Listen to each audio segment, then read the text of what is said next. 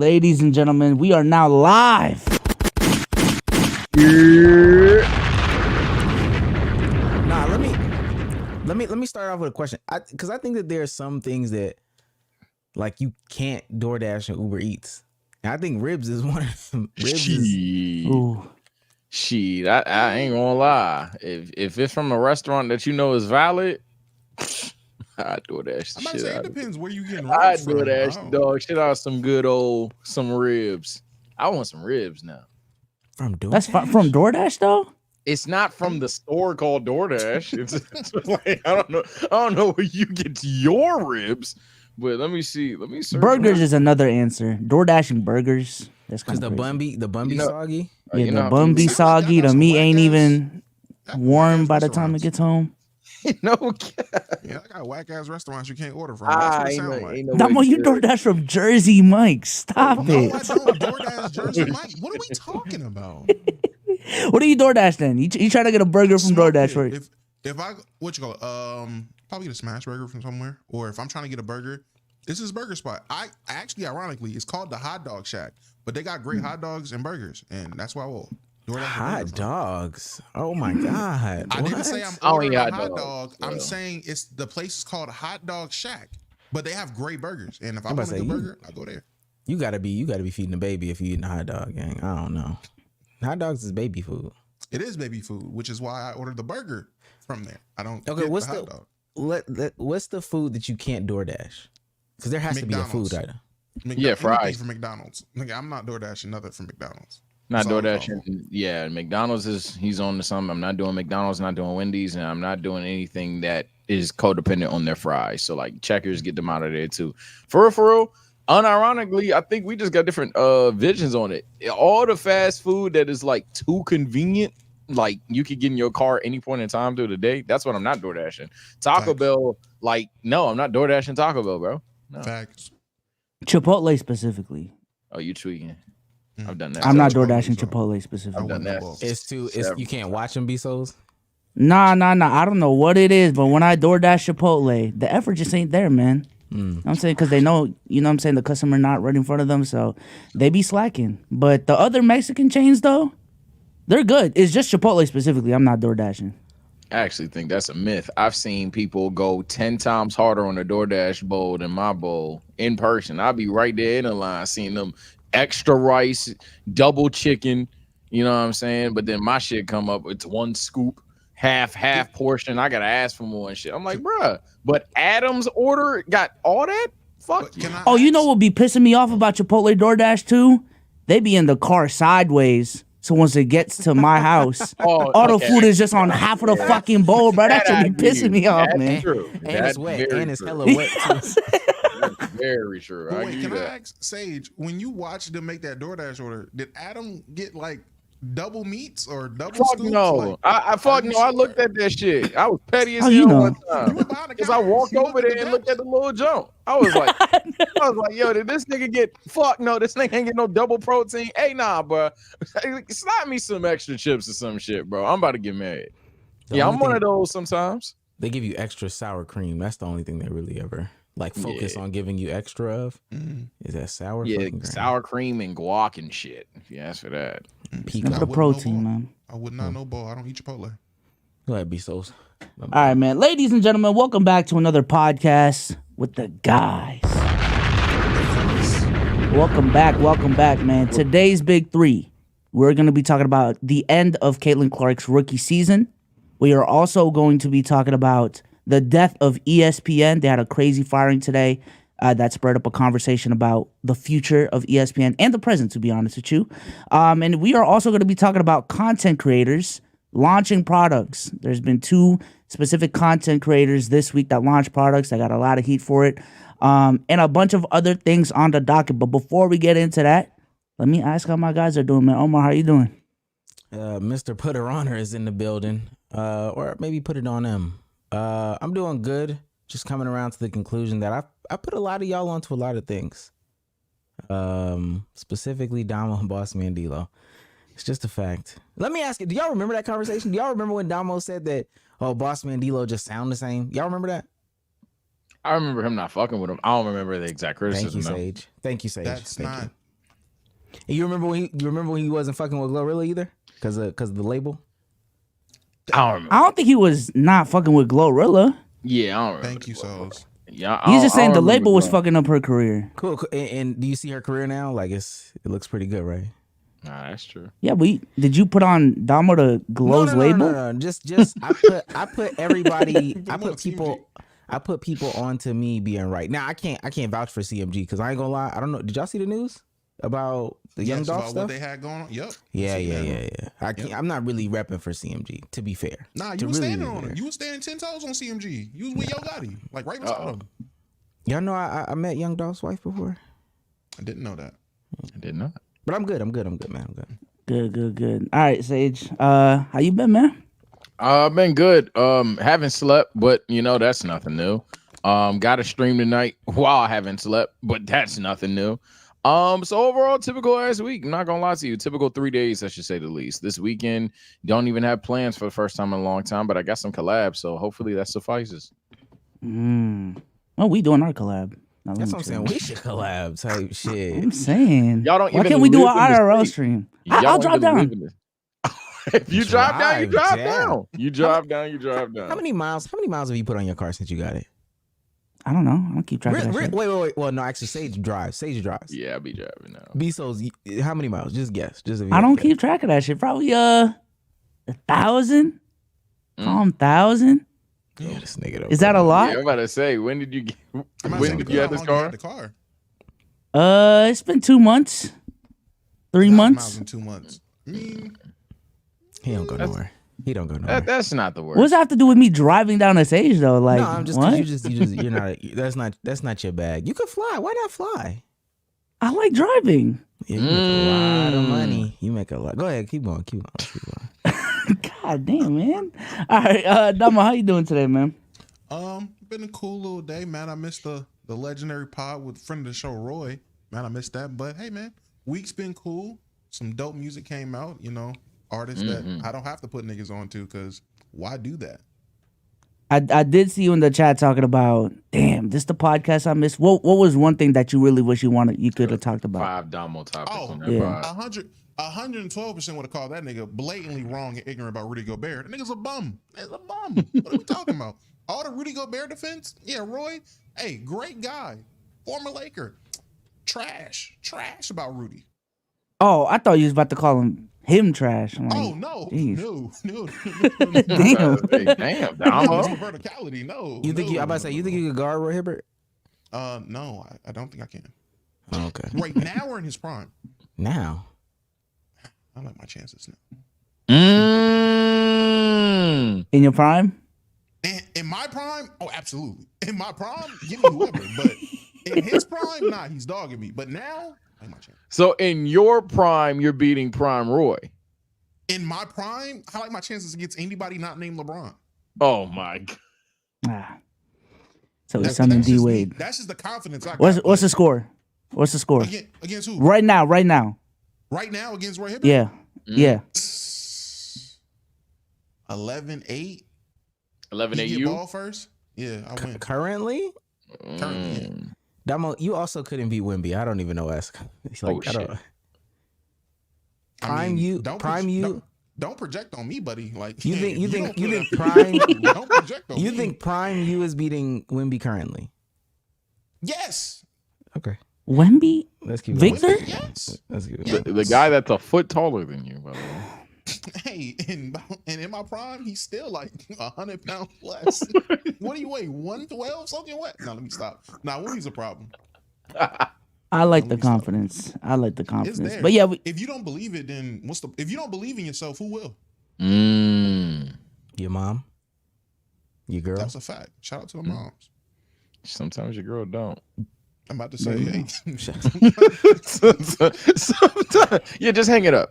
Actually, Shouts out to Offset, man. but with that being said, we do got a lot of things to talk about today. But before we get into all of those things as well, go leave us a 5-star review on audio. I'm trying to read one. You haven't had one in a minute, so go ahead and leave a 5-star review on Apple Podcasts. Omar, do we have any super chats to start us off? Come on, baby. If you want to support us, don't buy our products. Leave us super chats. This is from Simba King for $4.99. TJ Watt not a top 5 player, and Dolphins are ass. Go Birds. I mean, I'm trying to troll. Keep it a buck today. like, nah, you don't believe. Well, you might believe the second part, but to us hurt. But you definitely don't believe the TJ thing. Skylar Thompson's ass. Yeah. Chinito 3597 for $5 says, I've been getting ads during the live stream. Damn, Life is giving you ads? Crazy subathon. Oh, shit. Yeah, I'm about to say, you got a long time to go, gang. Is this going to be a regular thing? Prefer to watch live, but we'll switch to Spotify. Stay tuned to find out. Respect. Hey, do this for me respectfully. Respect. And this ain't even me trying to be funny. Listen to it on Spotify. Come back and tell us about the audio. We got a bet going on. Oh my God, bro. We got a bet going on. There's audio wars going behind the scenes, chat. Yeah, Chinito, we need you. We need you specifically. I promise you we do. I promise you I'm looking for you Monday. Blazing Fire became a member for a month. Shouts out to Blazing Fire. Remember that membership. Get in there. Get in there. Jay Clark for $4.99 says, doubling down on my reply to your tweet, Sage, Drake and K-Dot are clear of Cole. Clear? That's crazy. Yeah. That's what I mean. Like, Clear. I just think 2024 is just got real corny because I remember back then when like it was corny to be a Kendrick and Cole fan and Drake was the cool one. And now fast forward to 2024, Kendrick's so cool and goated, which he should have always been considered.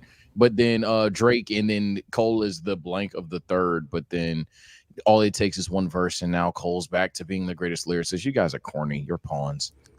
I was about to bring that up. Yeah, he said audio is fine on Spotify. Listen to this episode specifically. Like Shanito, listen to this episode. I can hear Domo's quieter than us. So it is what it is. Someone said in chat to turn him down, but it's cool. They did it. They I said, can pull it up, bro. I can pull it up. Pull it up. He said turn him up. He literally said turn Jay, down. you understand how petty. Okay, turn him up. Turn him up. My bad. Damn. If you listen to Domo talk right now by yourself, you can hear he's quieter than us. What are you talking about? Oh my God, bro. Shout out to Dark Bandit for becoming a YouTube member. Love it. Damn, shout out Bandit. I ain't heard from And that. then shouts out to the sponsor of the stream, Kevin Lindsay. Big 999 says, yo, what's up, gang? Whoa.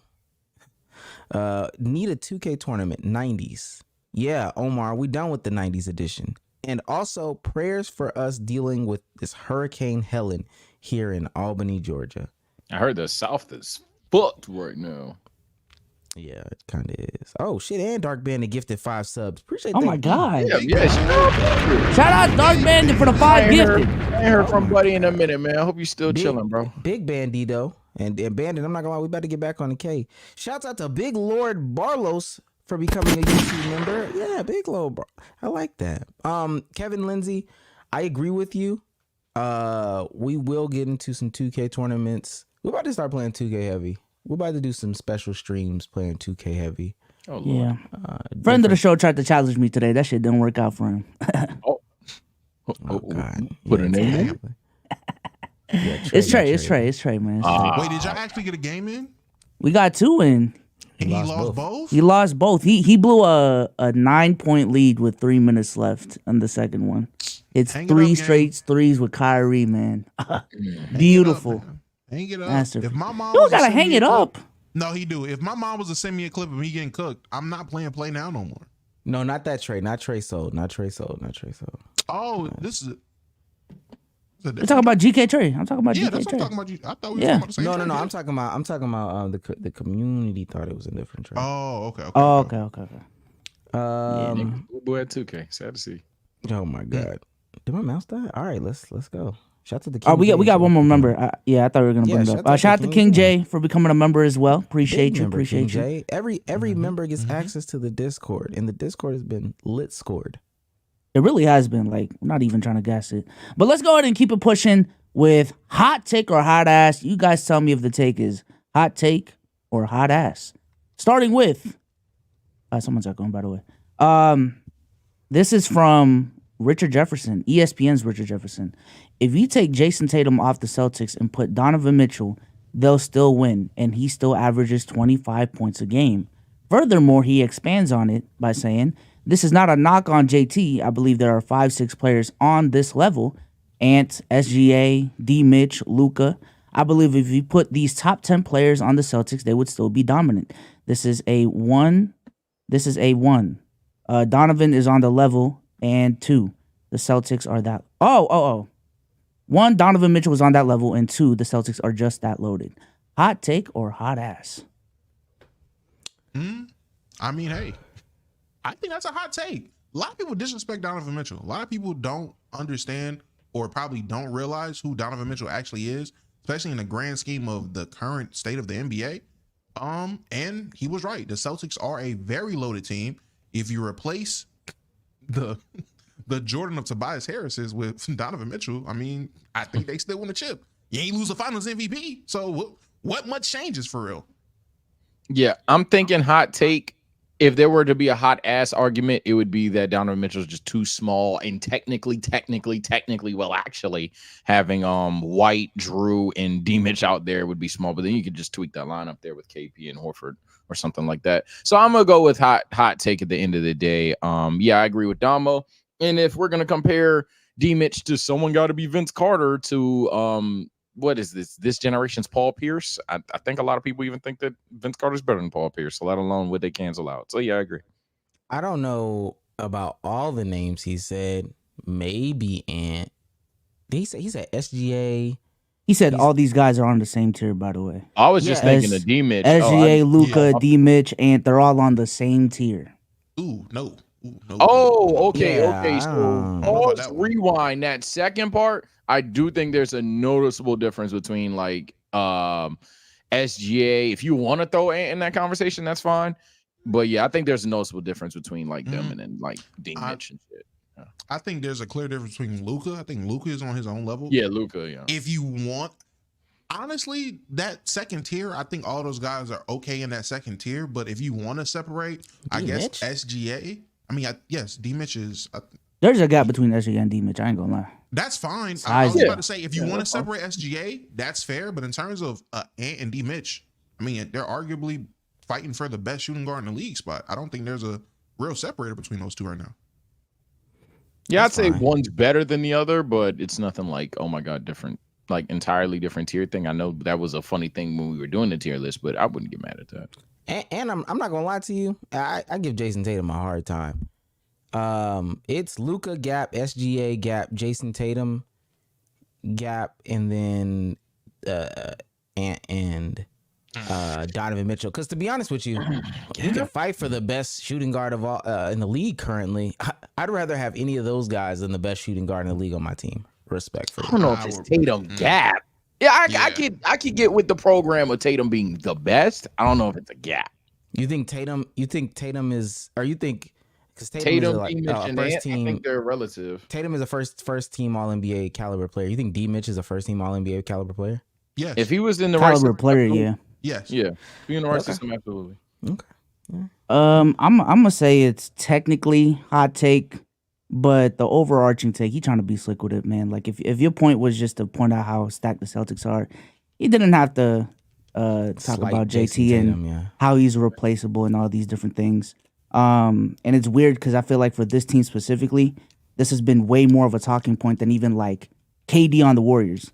Like you put a bunch of other All NBA caliber forwards and wings on the Warriors, you can make an argument that they're still gonna win with or without KD. But even KD doesn't even get this type of take. And just other great teams in history that are well rounded, that aren't star reliant. I don't hear this take being said that much, but hey, man, y'all trying to get the JT shit off? Get it off, man. I ain't gonna be the Debbie Downer here. That nigga Kevin Durant get killed for that shit today. I ain't gonna say that it's at KD Warriors level. I don't think there's still niggas today that don't like Kevin Durant for that shit. Let alone is it brought up all the time. I ain't gonna say it's that bad, but it's pretty bad. Could you replace, and this before just quickly, could you replace Anthony Edwards with Jaylen Brown and they still get it done? Absolutely. So like, why are we saying this about Jason Tatum specifically? Yeah.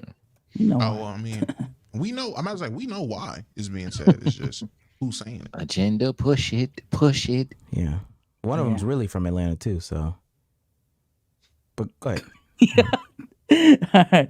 Moving on to the next hot take or hot ass. This is from Rashad McCants about Kawhi Leonard.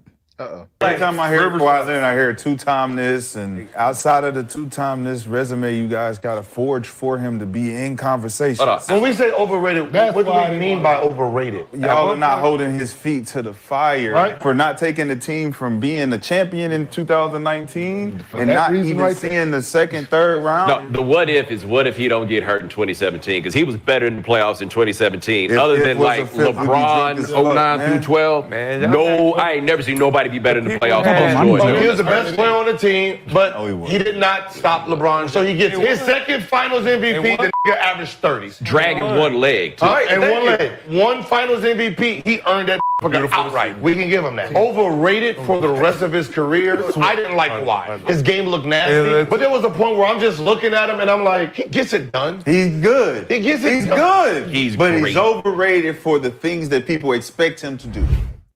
So this is also an interesting talking point to bring up because a friend of the show, Swish Out, actually released a video recently too about Kawhi Leonard's confusing legacy. Because he's a guy that has a lot of things accomplished in his career that not a lot of people could say. 2 rings, 2 Finals MVPs on different teams, multiple DPOYs. However, the injuries are a big part of it. However, the career statistics aren't on his side. So I guess the question is, the overarching question is, how do we feel about Kawhi Leonard's legacy? Is this something that's going to go down more favorably, or is it going to be like, we kind of hyped him up too much in his prime? Kawhi's going to... Oh, go ahead, Domo. My fault. What? I was going to say Kawhi Leonard is easily the greatest what-if player ever. To me, yeah. Yeah, I mean, that's just the simplest way to put it. If you was to compare his career to... You can't compare his career to the guys that are giving you 15, 17, 20 years of consistency or longevity or whatever it is. You can't match his numbers up to those guys because of the production and the volume they have. But in terms of a peak, I mean, hell, Kawhi has one of the better peaks. He still has a very good resume, a Hall of Fame resume. And if you look at all the other what-if players, there's no one that comes close to accomplishing what he accomplished. Derrick Rose recently retired. If Derrick Rose had Kawhi's resume, oh my God, like people already love D Rose, but he will be looked at so much more differently and looked at as a guy that lived up to so many different expectations if he has this type of resume. Tracy McGrady, another guy that was plagued with injuries or just had shortcomings. Tracy McGrady, if he was to have 2 championships early in his career, midway before he got hurt and fell off, he'll be looked at a lot more favorably. So, Kawhi Leonard, obviously hot ass from Rashad McCants, but that's who he is. He's Mr. Hot Ass. Pause. Crazy. Greatest what-if player we've ever seen. To me, I feel the same way, and I know people in there. D Rose, I'm gonna be honest with you because I was there when the D Rose thing happened. To be quite frank, healthy D Rose wasn't getting past LeBron. I don't see healthy D Rose becoming a shooter. I don't see healthy D Rose even maintaining the spot of top point guard for too long. And there's a bunch of people, when you talk to a D Rose fan, they're like, oh, what if, could you imagine D Rose in the next 4 or 5 years after the injury or whatever? Yeah, Curry would have just came and knocked him off that top point guard square. Like, and I don't see him ever coming out of the East, to be quite honest with you. Like, and maybe there's a year where they shift LeBron and the Cavs, but that's a huge maybe because Jimmy Butler starts to ascend, but maybe Jimmy Butler doesn't ascend the way that he ascends.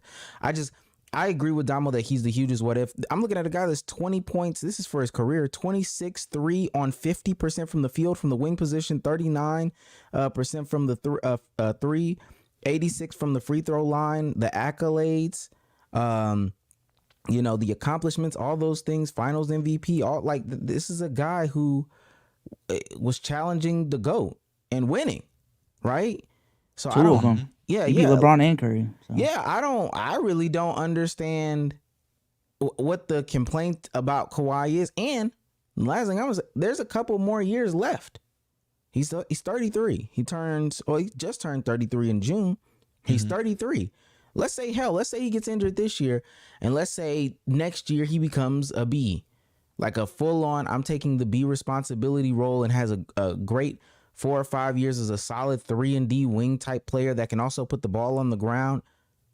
That seems like another great career. I don't even understand what's going on, like, really.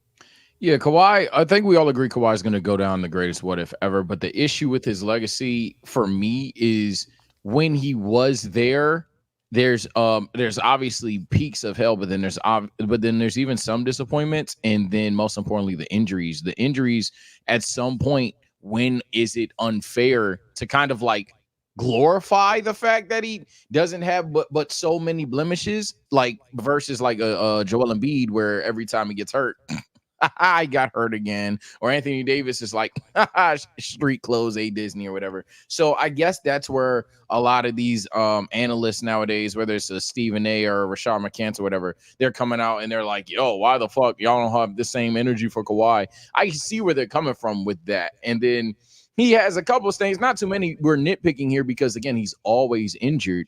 But, like, he did – the bubble did happen. I know a lot of stories about the bubble, yada, yada, yada, but the bubble did happen. That was crazy, and nobody talks about how the Clippers blew, like, 3 18-point leads or something like that and then got waxed in Game 7. It was kind of crazy. So, for me, I think – if I had to put my foot to the fire, that's not the right term. If I had to if there was a line drawn in the sand, I had to pick, will Kawhi end up being a little overrated or underrated?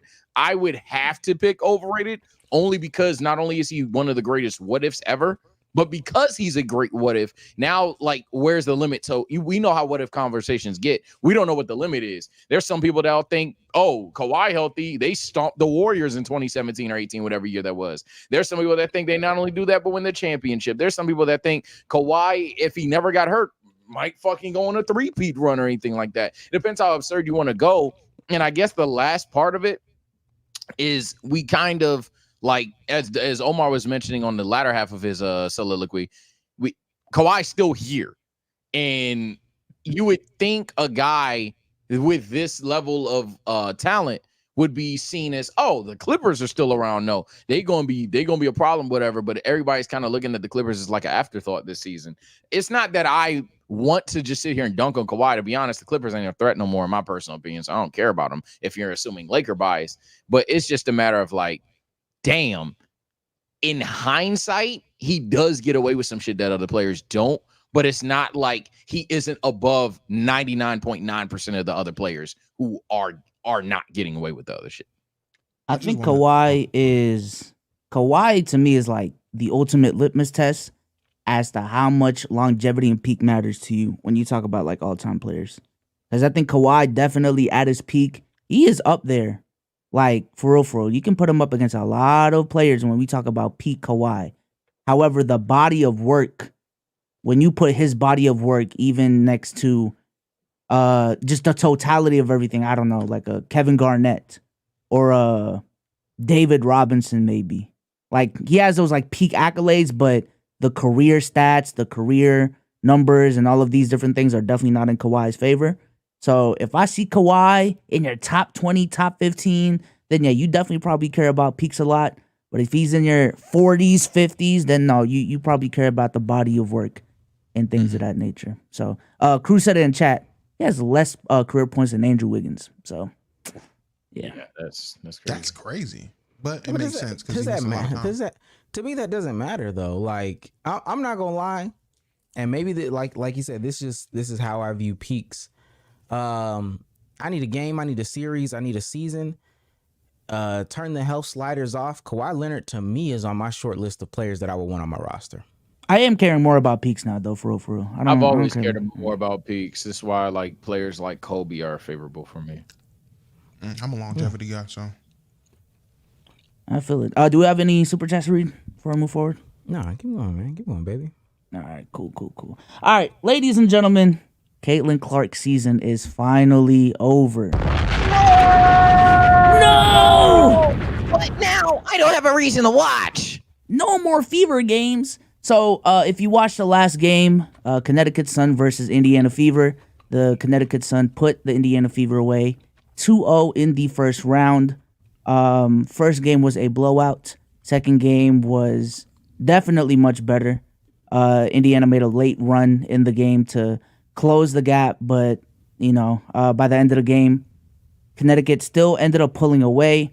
A lot of things to talk about when it comes to not only this series, the WNBA as a whole this season, but I don't think we're going to argue up here on stage. The biggest story of the season has been Caitlin Clark's rookie season, her rookie year, and the impact that she's had, and whether that's been overrated or underrated or whatever. But just to bring some numbers and factuals to the table, let me bring this up real quick. Caitlin Clark's WNBA rookie season has come to an end. Fever attendance went up by 319%. AP WNBA Rookie of the Year. Most points, assists, and 3 points made by a rookie ever. WNBA merch sales up by 450%, led by Caitlin Clark, and over 100% increase in viewers across national networks. Furthermore, this is from ESPN PR. Wednesday's WNBA playoffs matchup between the Indiana Fever and Connecticut Sun delivered cable's most viewed WNBA game ever. 2.5 million viewers. I don't know if this is peak. Oh, it peaked at 3.4 million in the Indiana game. And then the Mercury versus Lynx game, 1.2 million viewers, peaked at 2.1 as well. A lot of things to talk about here, but I guess just to get the conversation going here, if you were to describe Caitlin Clark's rookie season in one word, what would that be? And expand on why, that is your word. Toxic. Okay, go ahead. I'm sorry. Go ahead. I didn't know you were saying you were going first, but toxic. Absolutely. No, you can go first. Go ahead. Oh yeah, the word is toxic. Because she's so damn good and she's so damn electrifying that it makes her fans so damn sped and so damn annoying, which is therefore made the WNBA kind of like not toxic in itself, but like whenever you're discussing it, the odds of that conversation turning toxic has become a norm. And in a weird way, I'm obviously rooting for Caitlin Clark to have a successful career, but in a weird way, I'm kind of glad as the casual, I'm kind of glad that like she's out. So we're gonna expose right now who's a genuine up and coming fresh new WNBA fan and who is just a Caitlin Clark fan. We're gonna identify these things now. I made the joke prior to the segment. I don't know if this is short. I probably yapped way too much for that. But I made a comment earlier talking about oh yeah, now I don't need to watch anymore. That's a joke. But like, there's people that are dead ass not gonna watch anymore. Caitlin Clark's out. All right, let's go back to football. Shit, shy NHL or MLB or whatever the fuck. I think at the end of the day, Caitlin Clark's run, while you could describe it generational, you could describe it iconic, all time, whatever. At the end of the day, I have to start off, unfortunately, and call it toxic. I told you shoot the load early. Sensational. That's any word really isn't going to describe what happened. For those that watched at home, for those that watched live, like Bezos and I got the chance to do. It was just a sensational thing. Historic may be another word, but again, I don't even really think there's a word to describe what was done from the beginning of the. She's played basketball at this point for I think something like 18 months straight. It's been a long time straight. 18 months might be a stretch, but it's been a long time straight for her to do this marathon run. Of games, and even if you put it over the course of the last 2 years, because she made it to back-to-back championship games, and then to transition this into what's going on now with basically the off-season, her off-seasons, and then the Olympics being the break that she has. Like, it's been sensational seeing the ups, seeing the downs, all these things. I'm glad I got to witness it. It's great when you're able to step back and realize the history that you're watching, the growth and maturity of somebody that you're watching. I don't know if people saw over the season how she started to score better, how she started to pick her poisons more, how she started to pass better, learn the teammates more. Teammates started to change their game, up their game, switched it. It was a beautiful season of beautiful basketball. I know I just picked like 4 or 5 words, but I can do nothing but applaud somebody that I've watched for the past 4 years or whatever, 3-4 years or whatever. Because I like to see growth. This was amazing. It was amazing. Domo. Yes, the word I would use to describe her rookie year, polarizing. I can't remember the last time a rookie of any sport made this much noise through the course of a season consistently. Name rung as many bells, was a cash cow for so many people to be creators, literally kickstart content creation careers. The way we've seen with Caitlin Clark this year, actually mesmerizing. I'm a super WNBA casual, tried to keep up with whatever was going on in the league, but it really boiled down to the best basketball player on this planet, Miss Wilson and Caitlin Clark for me, for real. Like, that's really who I kind of keened in and focused on if I was watching games. And it was genuinely amazing watching her captivate audiences, bring eyes to screens, introduce this product to so many new people, and the other women too that helped propel the women's game as well this whole season. I'm kind of jealous of Omar and Low for being able to see her live. I can't wait for this Charlotte team to come around so I can actually go to a Fever game, take my daughter to a couple WNBA games coming up in the next couple of years. I think that's going to be great. How far are you from DC? How far are you from DC? 3-4 hours. Are you closer to me or Sage? I'm close to Atlanta. If I was to go to a WNBA game, it would be a dream game. Yeah, I'm not gonna lie, gang. I'm trying to think, and not to cut you off. I'm trying to think because also I'm Hawks fan, but you know Hornets. Hornets guys, your closest team. 20,000 in an arena is like some football shit. It's like a concert shit. And again, that feeling of just having it just come up through you is just a whole nother thing that's so indescribable. It's worth the drive. I would fuck waiting for the Charlotte team. It is worth the trip. I'm trying. I know B-Soul. Curry's the only player I can literally compare it to. I ain't gonna lie. Motherfuckers gasping every time a shot goes up. Nah, it's that's insane. only Curry. It's literally insane. I'll think about that then. I might have to take that trip down to Atlanta to catch a game. But for me, my word is delivered.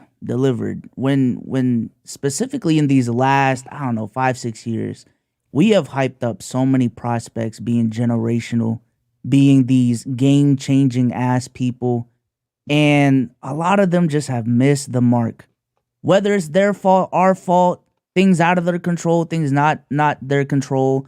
I am scared is a strong word, but it's just we hype up a lot of people, and it disappoints me when they don't end up being what we hyped them up to be. Because like I got the reasoning as to why we hyped up a lot of these players.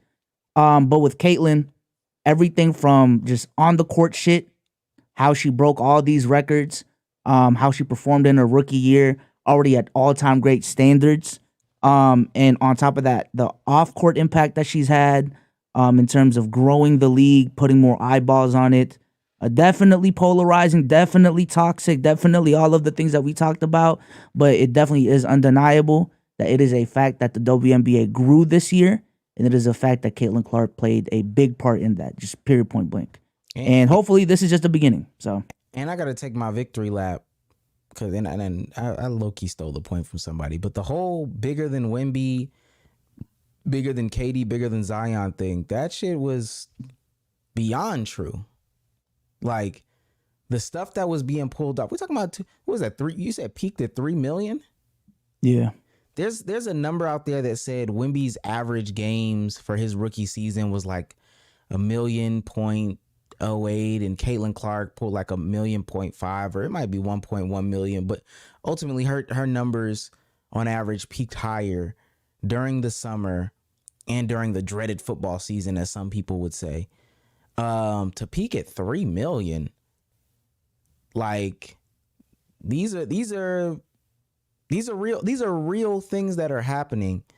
And I know people don't necessarily like her or what's going on or whatever the case may be, but this is somebody who did not get a lot of clicks, did not get a lot of buzz was in Iowa playing, like, you know, Iowa playing basketball. Don't know, this isn't one of the bigger name schools, and galvanized a bunch of people, which I know we'll talk about the people in a second, to care, even if it was just for the summer, even if it's no longer going to happen. Those people, it doesn't matter. This was just a sensational moment, and I'm trying to think of the last time that we've had a moment, and it's been a minute from my, like, I know the Drake and Kendrick beef was a moment in which a lot of people were you know, tuned in nonstop, but this just felt different to me. I don't know. I was closely attached, but this felt different. I feel it. The next thing I just want to ask y'all is, do y'all think we will ever see something like this again in, I don't know, the next 5 to 6 years, and what type of player would that even look like? Like, it doesn't have to be in the W, it doesn't have to be in the NBA, just a revolutionary ass, this level hype ass player. You said in the next 5 to 7 years? Yeah. Yeah, I think we will. And no, it's not Cooper Flag. If y'all just it's not Nah, Cooper. I think, Sorry. and to be more specific, I think we're going to see it in call me crazy, I think we're going to see it in football and baseball in the next 5 to 7 years. That's the only thing that I would have agreed with, is the baseball take. I'm not. It would have to be a white American, or maybe even a black American, but a white American baseball player that literally restores baseball to its dominance. Now, do I see that coming? I don't know. Even if we had another quarterback come in and do something, I don't think that I would see it. I think that in respects to the WNBA, I think where it started made it so amazing to bring it to where it is, right? So I don't know a sport that's like, quote unquote, down there, unless we're talking about baseball. Or if a nigga go out there and start throwing darts. Yeah, we'll never see. Yeah, I'm not gonna say never, but the situation that Caitlin Clark provided 1-to-1, we're not gonna see in 5 to 7 years, because at least I'm unaware of the sport that people like want to blossom, because everybody was rooting for the WNBA and it's been lingering around, but it's no disrespect, it just wasn't as notorious as it is now in terms of like literal clout. But in terms of like a generational athlete, not just talking talent, but like generational athlete that's going to draw eyes and like light the world on fire in 5 to 7 years. Yeah. And I don't have the script on it. It could be a basketball player.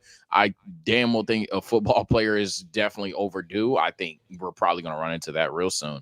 Obviously baseball is getting fucking crazy. I don't know too much about Otani, but apparently he did some like 50-50 shit. So just imagine if someone out the draft is able to mirror what he got going on. Yeah, I definitely think that these kind of athletes happen. They're out of nowhere consistently, and they happen around that 7 to 10 range. 5 to 7 makes it a bit tricky, but yeah, we'll see something like this again, just not exactly the situation that Caitlin Clark did again. I'll say that. I think for me, if I were to predict, it's gonna happen in college basketball. If there is like one area in sports where I think people are asking for like a revival of the great days, it's college basketball specifically. And I feel like in the next 5 to 7 years, maybe with how NIL shakes up, how these draft rules change the NBA too, I think we're going to get a college prospect that stays for 2 to 4 years, hopefully 3 to 4, goes crazy and just like revives college basketball hype specifically. I don't know. But see that's to me, that's the thing. It would take somebody changing the sport itself, 1, 2, somebody doing something that hasn't been done in a long time. So like staying in college or whatever. But the way that these NIL works, the way that those deals work, I think staying with a team is important. I think creating an underdog story is important. What guy is going to choose an underdog situation? Like, even if, like, when Bryce James does get to the possibility of going to college, because I also think that may tie into it, somebody's son being able to do it. Bryce James picks a college. Bryce James is not picking Southern Poly Caltech. He's not. Like, the ink is already pretty much dried as to where Bryce is going. And there's not going to be a real underdog story there. Them revitalizing a program, et cetera, et cetera. The power of friendship lifting them over all these teams and him staying for 4 years. That people underestimate that impact. That staying for 4 years shit. I know people don't know, and I don't want to get on these too many tangents, but if y'all know like the Iowa women's basketball story, a lot of them are 5th year seniors. Gabby Marshall's like she's in school to be an occupational therapist now. Kate Martin messed up her leg her freshman year, was gonna coach her 4th year. They talked her into staying her 5th year, and that's when they play South Carolina in the championship game. There's a lot of shit in that group that feels like some like Disney Channel type shit. And this is just in college, let alone when she gets to the league. That's what I'm saying. I feel like in the last year, we've had more conversations about like, yo, is it more beneficial for NBA prospects to stay longer in college so that they're better NBA prospects? So shifts like that, maybe in the next 7-10 years, we do get to a point where it is beneficial for college players to stay longer in college, and then we develop these storylines, and college basketball becomes its own thing again. I don't know. It would have to be something crazy. I don't know. A college football player too. Now I'm thinking about it. We ain't had I'm not saying haven't had generational prospects. Marvin Harrison is right here. But like in terms of lighting the world on fire, I hate to give him credit. Like Deshaun Watson's probably the last name, Domo, correct me if I'm wrong, where it was like, nah, this kid is different. Yeah, the last one in basketball was like what, Buddy Hield, like college basketball star. Prior to that, like Johnny Manziel, we ain't had like one of those in a minute. Now I'm thinking about it. Yeah, we haven't had one. No. Travis Hunter, Travis Hunter maybe, but then that it's because his squad. No respect to Colorado, come on, bro. That's the thing. That would be part of it if Colorado ended up being like one or two. Oh, if they was ranked, oh, absolutely, Travis Hunter would be on that type of time, and then they go in there and they play Georgia or something like that in a championship game, and it's a good game, and that's what that would be like. But I feel like where Omar took it was already, you're looking in the wrong direction. It's not going to be some NBA player's son. It's not going to be some 5-star athlete. The underdog story is going to come from that 2-3 star that goes to the smaller school, that his freshman year, he, puts up 10 points, but then he works his ass off. In his sophomore year, now he's a starter, and now he's getting 15 points, and he's all conference. Then his junior year, he takes that leap, and it really clicks like, okay, he can be great. And now he goes on some crazy March Madness run, and now he's in the Sweet 16 or the top 8, whatever it is.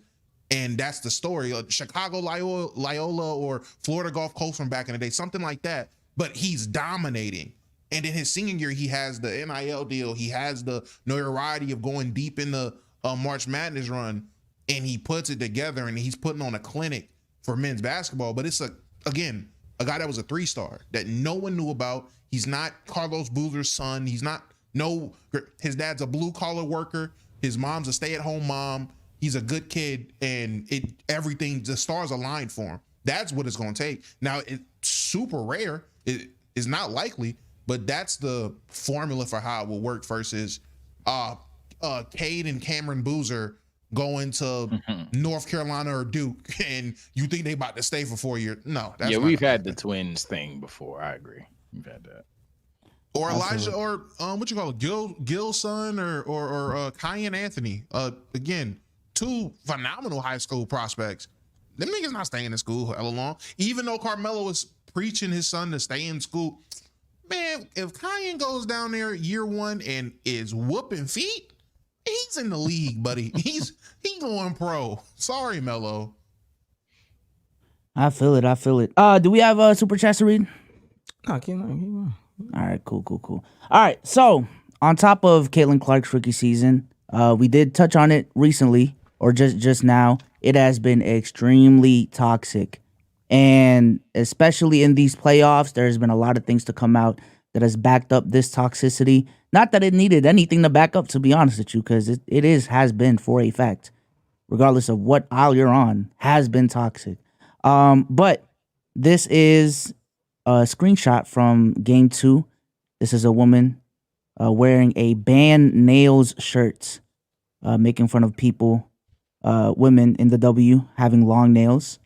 I'm at a Sun Fever game and the vibe is horrendous. The woman behind me was mocking Dejanay's eyelashes and only stopped when my partner turned around and told her to stop being racist. There's a man in a MAGA hat. Then there's this woman in a band nail shirt and cartoonishly fakish nails, or fake nails, excuse me.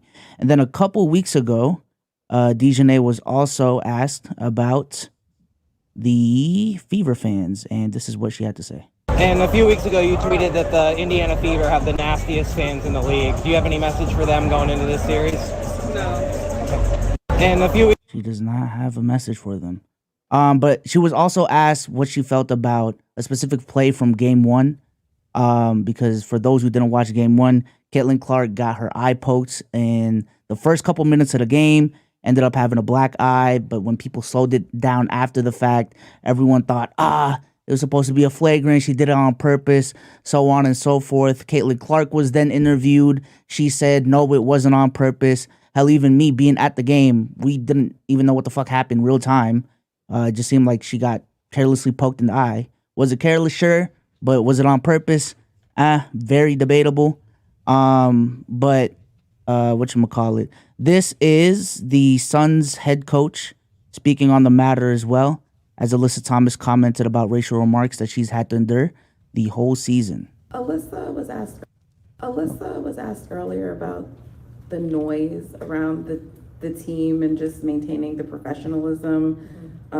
There's been a lot of commentary around this series, and she talked about racial remarks she's received this year and how she's never experienced that in her 11-year career. And I just wanted to know, Dejanay also posted earlier in her Instagram an email, a really offensive email that someone sent to her, coaching this team and what the players have had to experience. I just wonder if you have any thoughts or comments on what they've had to go through, and also on Alyssa's call for the league to potentially step in and do something about it. Yeah, I think it's, sport is a microcosm of life and of society. And I think right now, not right now, but we've seen a lot of racism, sexism, homophobia, transphobia throughout the course of our country. Sport is no exception, and it's unacceptable, to be quite honest. I think the thing that frustrates me the most is that, and is that I say we because I work in television as well, but we in the media have to do a better job of not allowing trolls in social media to become the story. And I feel like we have allowed trolls in social media to frame the narrative of what the story is. And it's unacceptable. It's unacceptable. And we have to do a better job.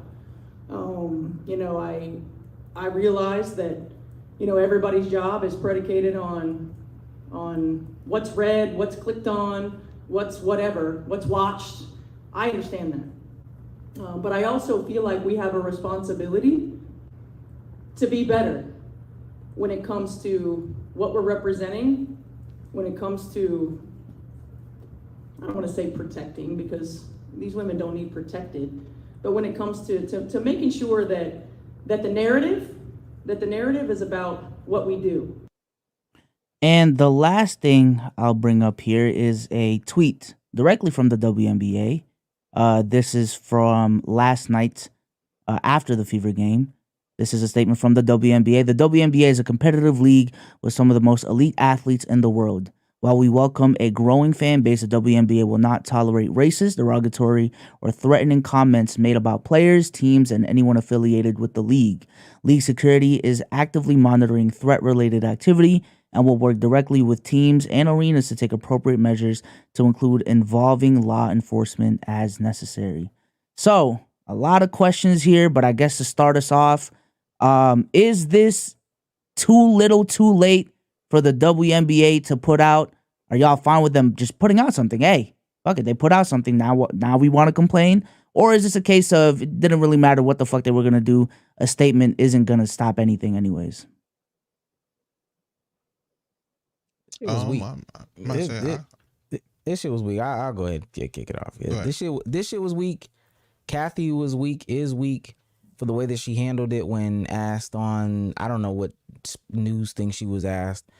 And I see a lot of complaints on a lot of sides, and I don't even think that they understand that there's like a common ground for their arguments. I think it's a great time to hop into the WNBA, and I think it's a great time for the WNBA to be handling the things the way they want to handle it, like in their fashion. They're not gonna let it get, at least from their perspective, out of control like some of these other leagues have done. Because the way that some of these other leagues have done, not addressed it, it's cool because it's worth a lot of money, but it's some disgusting stuff that goes on in all facets of life. Video games has gotten disgusting, sports has gotten disgusting, politics has gotten disgusting, and if they feel like they can protect this little niche community that they have, they're gonna try to do it. I see people like regurgitating stupid comments in this live chat even about the whole ban nails thing. A lot of this stuff is just like attacks on a specific subsection of people, black women, and it's not okay to just let this shit fly. Like it's not. That stuff is weird. You should call it out for weird, and they should tackle these things in a more proactive way. The person who came and asked Dejanay Carrington the question about her nails being intentional and all that stuff, that was stupid. That, like, she shouldn't even be allowed to be in that place. The fact that she's still not fired is insane to me, especially when Buddy at the beginning of the season, when he said that creepy ass shit to Caitlyn, if you continue to make me happy, we're gonna be happy, or whatever he said. Hey, he got fired the next day. These people have, their history online. These people shouldn't even be allowed to do some of these things. I think a lot of people took this opportunity to get their dumb, stupid, racist, sexist, misogynistic, all these things off in this season, whether it was on both sides. Like, this isn't even a sided conversation. This isn't, to me, just on all sides. But there's a big common denominator that got attacked throughout the entire season, and it had to be black women. And it's not just the ones that were in these games. Kalani Brown and Tierra McCowan from Dallas were getting crazy transphobic comments throughout the season. I say, hey, fellas, there are gay women in this league, openly gay women. They got attacked like crazy during this season. So no, I don't think it's bad for this league to want to protect itself. I think the weirdos need to stop being fucking weird. Even when I was at the game, they were saying some, like any game, they were saying some weird shit. And I'm talking about the Fever game, because we were allowed to be in a different place and space where more people who weren't a part of our 3,500 crowd in College Park is. They were singing some wild shit, crazy sexual. It was a nigga behind me. Cheyenne Parker Tice is a player on the Atlanta Dream. She's a shapely woman. Cool. You can see it and continue watching the game. The nigga spent 40 minutes or however long a WNBA game is talking about not only her ass, but her husband's dick. Oh, he must got a lot. It was weird. He must got a lot of dick to handle that ass. Yo, but out loud in a collective of people, and felt like okay with saying that shit. It's all weird. It's all stupid. It's super weird. And the last thing I'm gonna say is, again, to circle the block, yes, these are targeted attacks on black women. The whole ban nails conversation is stupid as fuck, because the only time they bring these up is when a black woman like Dejanay Carrington pokes Caitlin Clark in the eye when going for a ball. It's an attack on this person's nails when she has short nails. Surprise, she's a lesbian woman. She has short nails. I know that stereotype may or may not fit in this instance. It really doesn't even have to matter. If you just looked at it, she has short nails. You saying these things, and we'll get into Shannon Sharpe later on, you saying these things is only playing into the racist shit that the racists are saying. Stop siding with it. And don't say you can't control what other people say. You are a part of the problem as well. Yeah, I'm keep mine short and sweet. I said it early in the season, like the first month. I said it in the middle of the season. I'm saying it now. There have been so many people who absolutely could care less about the game of basketball, especially women's basketball, who have jumped on the Caitlin Clark bandwagon, who have jumped on the Angel Reese side, just to push propaganda, narratives, racism, whatever it is, just to get their shit off. There have been so, like Biso said when he was reading out, whatever he was reading out, The person said that they was in the arena and his motherfuckers with MAGA hats on. Why are we wearing MAGA hats to a fucking a playoff basketball game? I have no idea. But I do have an idea. I know exactly why you're wearing that MAGA hat, because you're letting me know who you are and what you stand for. You don't care about basketball. You're coming to get your shit off. And all season, people have hid behind the name of Caitlin Clark, the name of Angel Reese, whatever it is, to just get their shit off. And do I think that the league putting out a statement saying, oh, we denounce the racism and bigotry and homophobia and all? Nigga, I just watched the commissioner say this racism is good for ratings. Hey, she just said that 2 weeks ago. I don't give a damn about that statement. I know where y'all really stand. I know where the heads of this really feel. I thought I was lagging, my fault. But yeah, I know y'all really feeling what y'all really looking at. So that statement, pure bullshit. Anybody that's like, oh, well, they put a statement out, good. You're an idiot. You're a moron. This should have been something nipped in the bud. The first month of the season, when the season started and we've seen this, because that's all it's been. It's been a repetitive cycle of everything we've seen all year. And everybody, whether it's a content creator, whether it's a casual, whether it's a diehard WNBA fan, this season in general, all you niggas just piss me off because y'all have done so much talking about stuff that doesn't matter, that's not basketball. And this even goes a little further than just the racist comments when it comes to Caitlin Clark fans or Angel Reese fans or whoever it is. The inability to allow these women to get their just dues. I am so sick of going on my timeline, and when I want to see Miss Wilson get her shine, I gotta see a graphic of 18 other motherfucking women for the history of the game. Gang, fuck, shut the hell up. Shut up. I do not need to see a graphic. I don't need to hear about who came before her. We are celebrating something great that she did. Why can't we just celebrate her? It don't gotta just be Caitlin, whoever it is. Why can't we just celebrate this person doing this great thing and acknowledge that it's great without having to bring up, well, back in 2003, Cheryl Swoops did. I don't give a damn what Cheryl Swoops did in 2003 and 2004, gang. I don't care. Let me appreciate Miss Wilson doing what she's doing now. It's not disrespectful to them women. It's not disrespectful to the ladies that came before to acknowledge the greatness now and just keep it there. It gets disrespectful once you start putting them on pedestals and degrading people of the past. But if it's a simple graphic saying, hey, most points in the season, it should stick there. I shouldn't have to look at a graphic of 3 other women who were 5 points shy of the record just to show, hey, back in 06, hey, women got it done then too. Man, shut up. Now the marketing experts say that the graphics need to be better and they need to show more people. That's what the marketing experts say. I just want to. Who's the marketing experts and what are you marketing for real? Let me see your marketing. Let me see what you really market like. Like, what are we talking about? Well, speaking of the marketing experts, I just want to know if those marketing experts are for banning nails after a white girl gets poked in the eye and then saying, oh, yeah, we're not racist, though. No way. Yeah, I'm just, hey, man, like literally for me, this season and the discourse behind it is just like a bunch of hoopla. We've talked about it when it was starting on how, yo, we are not talking about basketball. And then 2 months go by. Yang. We're still not talking about basketball. Then Reese and Clark play each other. We'll talk about that game and then go back to not talking about basketball. So nothing shocking here. Now you have people that are like apparently marketing majors and know how to do everything, but then like have the worst possible ideas. Not saying that I have concrete great ideas, but everybody's looking for gotchas. Everybody's looking for track cars. Everybody's looking to just get, as my co-hosts have already said, get their shit off. And now we're in a situation where we're just saying anything. like in my opinion, I get that, like, yeah, sure, the nails may, hurt someone, hurt themselves, or anything like that. But like the idea that like immediately after seeing that, you're like, oh yeah, let's ban. But y'all are marketing experts, so you don't want to look a certain way. You're just gonna do something that would kind of scream anti-black. I feel it. Go for it, man.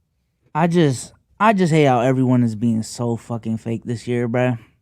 Like they are literally bouncing. Like this is the next thing they can use to springboard whatever take they want to get off. These motherfuckers have never cared about basketball. They don't care about basketball right now, but this is just another topic of the day whenever it happens, because it happens consistently, that they can get their fucking shit off, bro. And it's happened all year, not only with this, but with like just a bunch of different things, bro. The Assassin's Creed shit, with the Assassin's Creed announcement. Yeah, with, Black yeah. Hell, even recently they announced the sequel to Ghost of Tsushima, and it's a woman samurai. And I've seen outrage on that. Like, bro, you weren't gonna fucking buy the game. Why are you pretending like you care, bro? Movies as well. All of these different things. Motherfuckers mad about the Minecraft movie, bro. You weren't gonna watch the Minecraft movie, bro.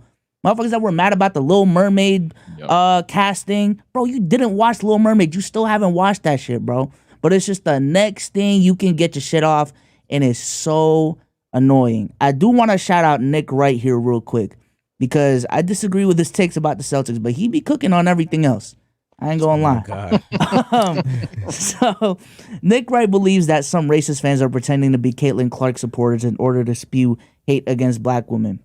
You've got this boatload of new fans because Caitlin Clark is box office. But unfortunately, an inevitability, and the league should have seen this train coming from down the tracks on that bandwagon, were folks that weren't fans of basketball, that weren't even actual fans of Caitlin Clark. They were fans of what they thought Caitlin Clark could represent, which was the humbling of black women. And you've got this cavalcade of open, unabashed racists who tried to put a hood of Caitlin Clark fandom on, and on social, internet, and last night in person, tried their best to terrorize her opposition. And I couldn't put it in any better words, bro. Y'all never cared about even Caitlin Clark, bro. I'm just trying to push it. Yeah, that happened. That tried to happen in the NBA as well. And like y'all already know, like, let's say Luka really was like bitching the league, like he you kind of argue he is, but like, you know that there's a certain fan base that would latch on immediately, and then it would be like, he'd have to be American. He'd have to be American, but he's not American, right? But he's not American. Wait till you see Cooper Flag. And I can't stand, the thing that I really can't stand in these conversations is the stupid people that are like that think that this is something that's nonchalant, that think that this is something that happens in every sport, so it should be okay here, and that it shouldn't be addressed. No, it should be addressed. This isn't something that's okay when it happens in other sports. And again, this league has a different opportunity than other leagues do. Some stuff has just gotten totally out of hand. We've talked about the corruptness of commissioners and all this other stuff. But this league has the opportunity to call it out, all of it. And even if you want to hold their feet to the flame and say, we'll call all of it out, because right, the stuff that they did with De'Aaron Canby is nasty. The stuff they did with Skylar Diggins-Smith is nasty, and they won't talk. Some of the players won't talk about it. That's fine. Call it all out. But if they have the opportunity to call out these quote unquote casual fans that people claim that they need to grow when they were growing before this, it doesn't matter if it wasn't on your timeline, because you were never consuming it anyway. Some people have morals. Some people have values. Some people would rather things grow, even if it took the league, let's say this is this miracle point. Even if it took the league 10, 15, 20 more years to get to this point, if they didn't go down this route, they would be okay with that. I know a lot of people would be okay with that, because a lot of people would ask themselves, hey, we could cut the line and get to this point in 1 year. Now, it's going to come with some racism. It's going to come with some people following you after games, like they did with Kennedy Carter, or to the airport or whatever. People following Caitlin Clark, harassing, stalking, sending threats like Paige Becker's just got at UConn. There was this crazed fan who was talking about how he was going to marry her and do all this stuff. Listen, you could do that. You could skip the line, do that in a year, or we could take a much safer, healthier route. It's going to take 15 years. There's some people that would choose that 15 years, gang. So I don't want to hear this whole, well, you got to have the racist. No, you don't. No, you don't. You got to ignore it. No, you don't. You can call it out. You can call out the lames that were misogynistic, talking about overhand layups last year. You can call out the other lames who have been talking about, well, women should lower the rims. They don't deserve success. Like, who are you? Like, you can call all that out, and you can honestly push them out of your community. There's nothing wrong with that. I promise you. And you can still say, I want more at the same time. My more is just not going to be the same more that you're giving me. It's just not that bullshit ass more. I don't mean to cut you off, but you touched on something that I definitely wanted to talk about and speak on. In terms of these WNBA conversations, listen, I know we've had our back and forths, and we had our discussions about gatekeeping conversations. The WNBA is showing me this is a community that deserves to be gatekept in terms of good basketball talk, because I am so sick of seeing how loud certain individuals get talking about the W when not even a year ago, half a year ago, niggas was talking about make the ball smaller for underhand layups.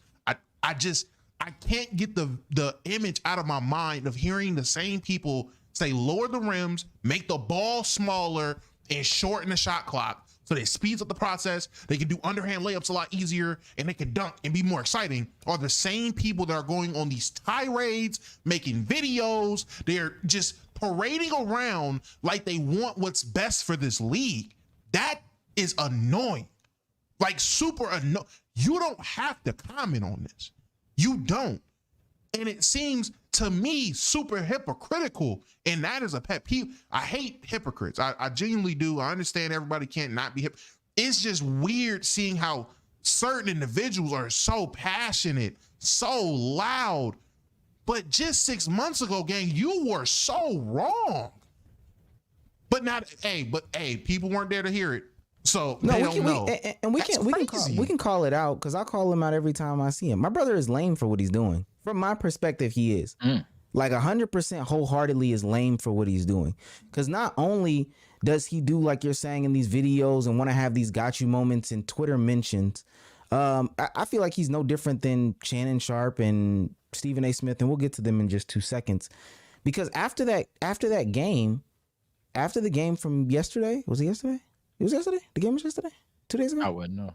I can't remember. I think it was yesterday. I'm it losing track of time. Yesterday, I missed the game. I remember logging on Twitter and being like, she's out? Yesterday, the day before, whatever it was, after missing that game, what came on right after was a fucking masterclass, gang. Was a masterclass. Was visual representation. Remember when the Celtics just won, like this was like games, it was one of the last games. And we were sitting there, we were like, yo, this is crazy what we're watching, because they're about to be one of the ones that are about to change basketball. Yeah. Like the way that they have constructed this team, what teams will strive for, what happened in Minnesota, what's going on in Minnesota is them actively changing women's basketball. Nafisa Collier had 23 points at halftime, finished with 1 point shy of breaking the WNBA playoff scoring record. No. The scoring record in the game total. Oh, yeah. She still averaged 40 points over the series, which is a record-breaking thing. And what my brother did, when somebody called him out and said, you weren't watching, he puts the tweet underneath like, yeah, I was watching it on playback. I was watching Caitlin and them. I'm actually watching. No. You're consuming the same amount of women's basketball like these others do, and then saying it, kind of like Stephen A. and Shannon Sharpe. Now, I'm not saying you claiming to be the end all be all, but you're doing this is just cut from the same cloth, gang. And missing a masterclass, missing a renaissance in women's basketball. Yes, this is why I believe things should be gate kept. Personally, I don't care about the graphics that are being put up. I put out a tweet. That shit weird. That shit is selective. It's just annoying to me watching a game, even seeing like Caitlin and Dewana Bonner chirp at each other. And like my thought just immediately goes to, all right, gang, who the fuck is gonna make a video on this in like an hour or two? Like, oh my God, they're just fucking chirping, bro. But I know there's a video or two probably already out there about the situation. See, this is the problem with the W. Oh my God, they're just fucking chirping, bro. God damn. Let me bring up this one dude right here. He was watching the Lynx game off stream. Nigga, I texted him and told him Nafisa had 23 at half. He was not watching the Lynx game until yo, stop, bro. Stop. It's my life. It's my life. Stop trying to tell me about my life. I know what happened because I was there. He wasn't watching it. I had to tell him, yo, I said she has 23 at half. Him, who? Who else, nigga? Who else at this moment? If Asia Wilson isn't playing, who else at this moment would have 23 at half? Julia Newman? Head ass. Come on, bro. Stop, bro. Stop. Damn. Yeah, for me, I mean, obviously you all are on the offense of gatekeeping. Per usual, I'm not. However, what I'll say is I think that the people that were team lower the rim, were team make the ball smaller, all these other things, You gotta.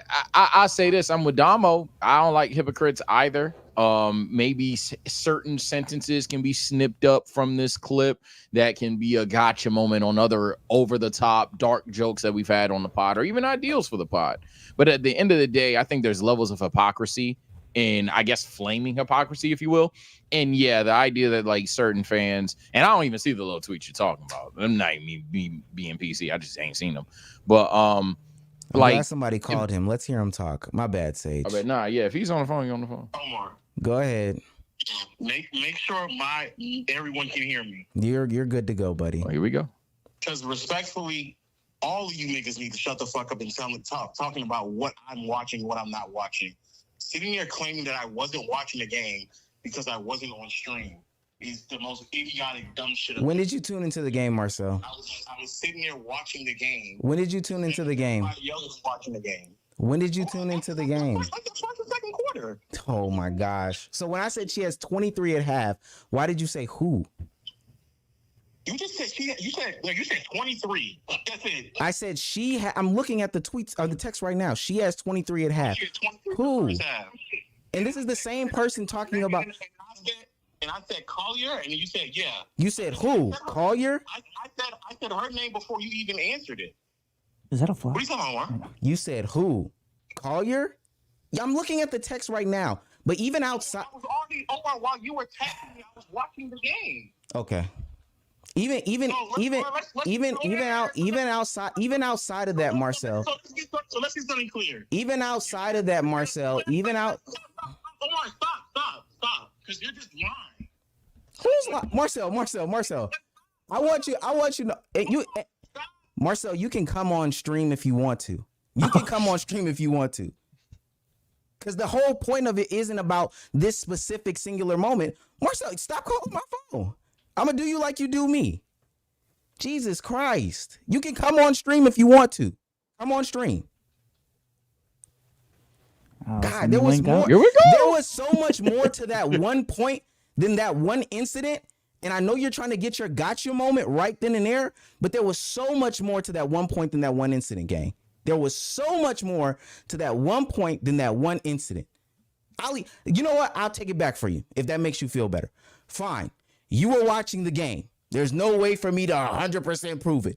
Cool. There was so much more to that one point than that one incident. If you want your brownie points in that one moment, that is fine, gang. Hey, that man. fake shit from last year that me and Domo been talking about was weird. It's still weird. That's what I'm on. I'm not even on Jesus you watching Christ. the game. That is what and Omar can attest. The moment this nigga said, make the ball smell for underhand layups, both of us. The fuck is an underhand layup? We have been on that this whole time.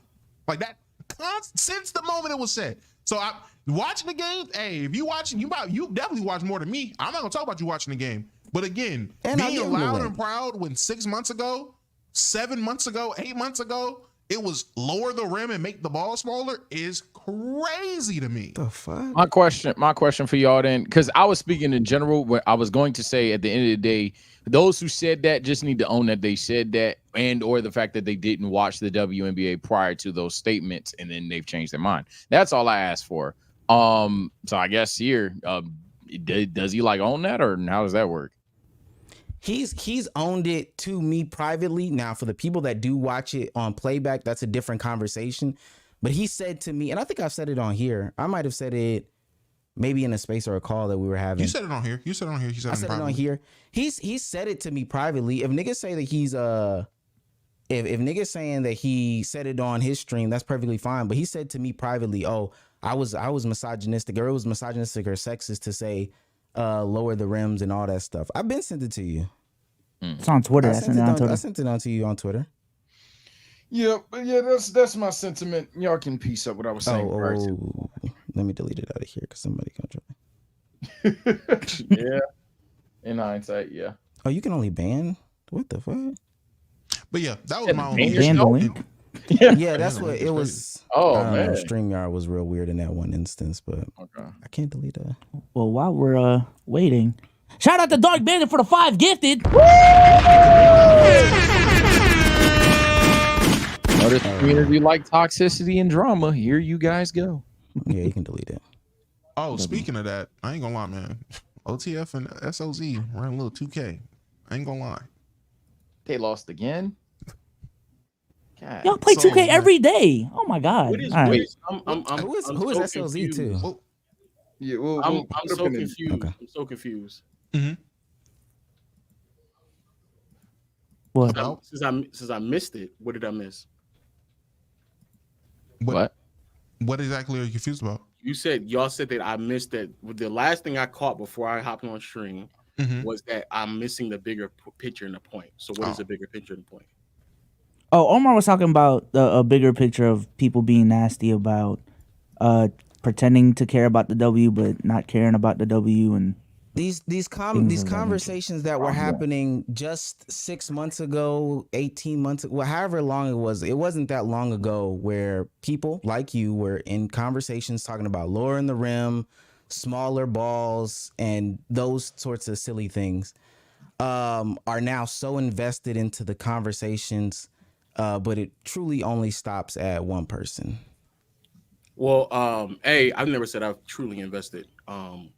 Quite frankly, I think people like you, Omar, is the reason why a lot of people don't give a fuck about the W. Gatekeeping fandom in any capacity, especially to the degree in which it's not like I'm saying anything crazy. It's fucking dumb. Secondly, I was watching the game. Thirdly, I've admitted several times, especially if you watch me on stream, I admitted I was wrong about the things I said before. Someone being wrong about something and then being quiet about it and then getting more information about it and adjusting their opinion on it. I think it's dumb to then tell that same person that they can't now not formulate an opinion about it, especially when I feel like I probably watch more and consume more about it than a lot of people on this platform. Third, I find it very ironic that the last time y'all spoke about me in this capacity, y'all was speaking about a Cheryl Swoops interview where y'all niggas didn't even watch it. Y'all were speaking about something y'all didn't even watch. So then you formulate an opinion about it. And before you formulate an opinion about it, you asked me first about it. And then you went off based on what I told you instead of you watching it yourself. So the point I'm making is that if the argument is that I all of a sudden don't care or my lack of caring, I barely even speak about the W because I don't know that much about it.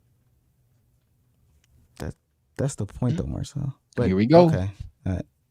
So I have to speak on it even less. But mind you, we're not. It's a simple question. It's a simple question before you get to that point. So I have to speak on it less. You're not about to guess know me on my platform. Sorry. Okay. So like I said in this conversation, I can't prove if you were watching the game or not with Raquel on the side of the bed. Whether you were or not, that's perfectly fine. Like if you say you were, I asked you the question, you said who, right? It was strange that you said who during a time in which there's a great player playing. I didn't know she had exactly 23 because I didn't catch the first part of the quarter. I get it. The first part of the quarter? First part of the first quarter. I did not watch the entire game. The first part of the quarter or the half at this? What are you saying? The first part of the first quarter. I literally said on the phone, maybe you were yelling and you were being a degenerate and didn't let me talk about it. But like literally in the first part of the first part of the first quarter, I didn't catch it. But before the halftime, I was watching it. And you still didn't know she had 23 as they're updating and putting up graphics showing how many points she has. She's scoring the fuck out of the ball. No, okay, Marcel, let's keep. I get it. You didn't know she had 23. Also, as a sidebar chat, when somebody like Cheryl Swoops sitting here telling you about if she did or didn't get fired from the broadcast, who gives a fuck? Just listen to what she says. Now I'm telling you, I'm sitting there watching the game. This nigga is not going to tell me what I was or wasn't doing. I just said you were. Okay, I just so said let's it's move okay on. if you were. Nigga, let's move on. I just said it's okay if you were. Let's move on then. I moved on. You brought it back up. No, literally, you literally sat Marcel, there and said, in your point, you just brought it back up. I swear to God. Well, maybe you didn't hear it because you were just coming on. But I said maybe he was watching the game. That's perfectly fine. I just said that, gang. Can we move on? You okay with moving on? So is that a draw? A stalemate. Yeah. I have no problem with you giving your opinion. And if you've admitted that you're uninformed, round of applause. Like, if you've come on your platform and admitted the shit that you said was sexist and misogynistic, that's great. There's still an overarching theme. You're just a part of it from the perspective that I had. You did bring it back. I'm rewatching it right now. Marcel, we already passed it and you brought it back up. Can you go back before you came on? Can you go back before you came on? Hold on. I got you. Can you go back before you came on and see what I said? And I literally came on and I said, maybe I missed it because I was coming on. I led with that, actually. Okay then, Marcel. So we agree right there. So we can move on from that point. You brought it back up while I got up here. We can move on from that point. I've been trying to. You brought it back up. No, you circle back on it. So if we're here, we both didn't understand each other. Now, like you said, we have more information. We should be able to move on, gang. If anybody wants to share my screen, I have the exact moment when I was already up here and the nigga brought it back up. Oh my God. Here we go. It's a simple question for you to get to that point. So I have to speak on it less. You're not about to guess know me on my platform. Sorry. So like I said in this conversation, I can't prove if you were watching the game or not with Raquel on the side of the bed. Whether you were or not, that's perfectly fine. Like if you say you were, I asked you the question, you said who, right? It was strange that you said who during a time in which there's a great player playing. So again, you brought it back up. We had already had a conversation. This is me conceding the point, though, Marcel. Is that this is me conceding the point? It's not. You literally went into the dialogue about our text. But let's continue. Omar. And I conceded the point in the beginning of it, just like I'm conceding it right now. You literally continue to ask me about the text thread. No, I didn't ask you. I said I'm laying out what happened, but I just said in the beginning of it. Go to it again. I'll go to it. Go to it again. Go to it again. Oh my God! I asked you the question. You said who? Pull it back. Bring it back. Bring it back a little bit more. Sharpen Bring it back a little bit. Hey, I ain't sharpen. Right there. Like I said in this conversation, I can't prove if you were watching the game or not with Raquel on the side. Bring it back. Bring it back. Or not, that's. Nigga, this is it. No, what's the first things that I say, my nigga? What's the first things that I say? All of a sudden, right there. Don't care. We're having the conversation. We're right now having the conversation about you telling me about how I didn't care, but all of a sudden I do care. That was this part of the conversation. Then after that conversation, play it, Marcel. Play it. All you have to do is play it. I barely even speak about the W because I don't know that much about it. That's the point, though, Marcel. But here we go. Okay. All right. So I have to speak on it even less. But mind you, we're not. It's a simple question before you get to that point. So I have to speak on it less. You're not about to guess know me on my platform. Sorry. Okay. So like I said in this conversation, I can't prove if you were watching the game or not with Raquel on the side of the bed. Whether you were or not, that's perfectly fine. Like pause. This is me conceding. I can elaborate on the entirety of the point, but this is me conceding the point right here. Playing. How is this not me conceding the point? Exactly 23 because I didn't. Right. I didn't catch the first part of the quarter.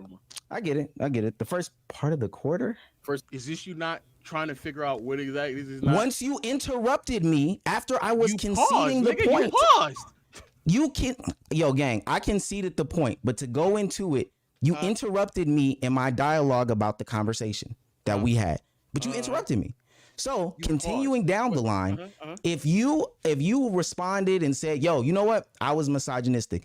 That's great growth. Again, you're a part of a bigger conversation. We're leading into Shannon Sharpe next with the misogyny. But ultimately, what you said was misogynistic and sexist. If you're coming with the information, yo, I apologize. That was dumb as fuck. I said that out in public because I know you said that in the conversation. That's totally fine, gang.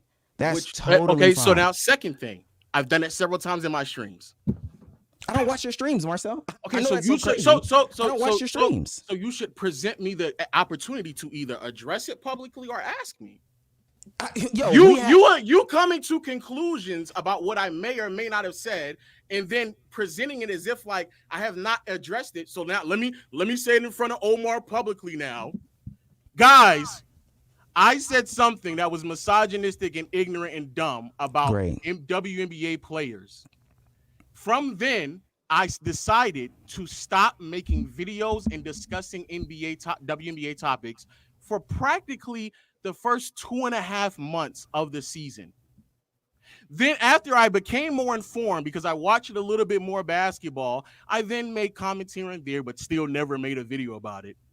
And then finally, by the end of the season, and even you can go through my tweets and you can see here and see me asking genuine questions. For example, when they were sitting here claiming that they were targeting Caitlin Clark, I genuinely asked, hey, how often or how common this is with other WNBA players? After I then came to the conclusion, I said, hey, I see that Asia Wilson and a couple of other WNBA players are also getting fouled really hard, and no one really speaks about it, so I understand their frustrations.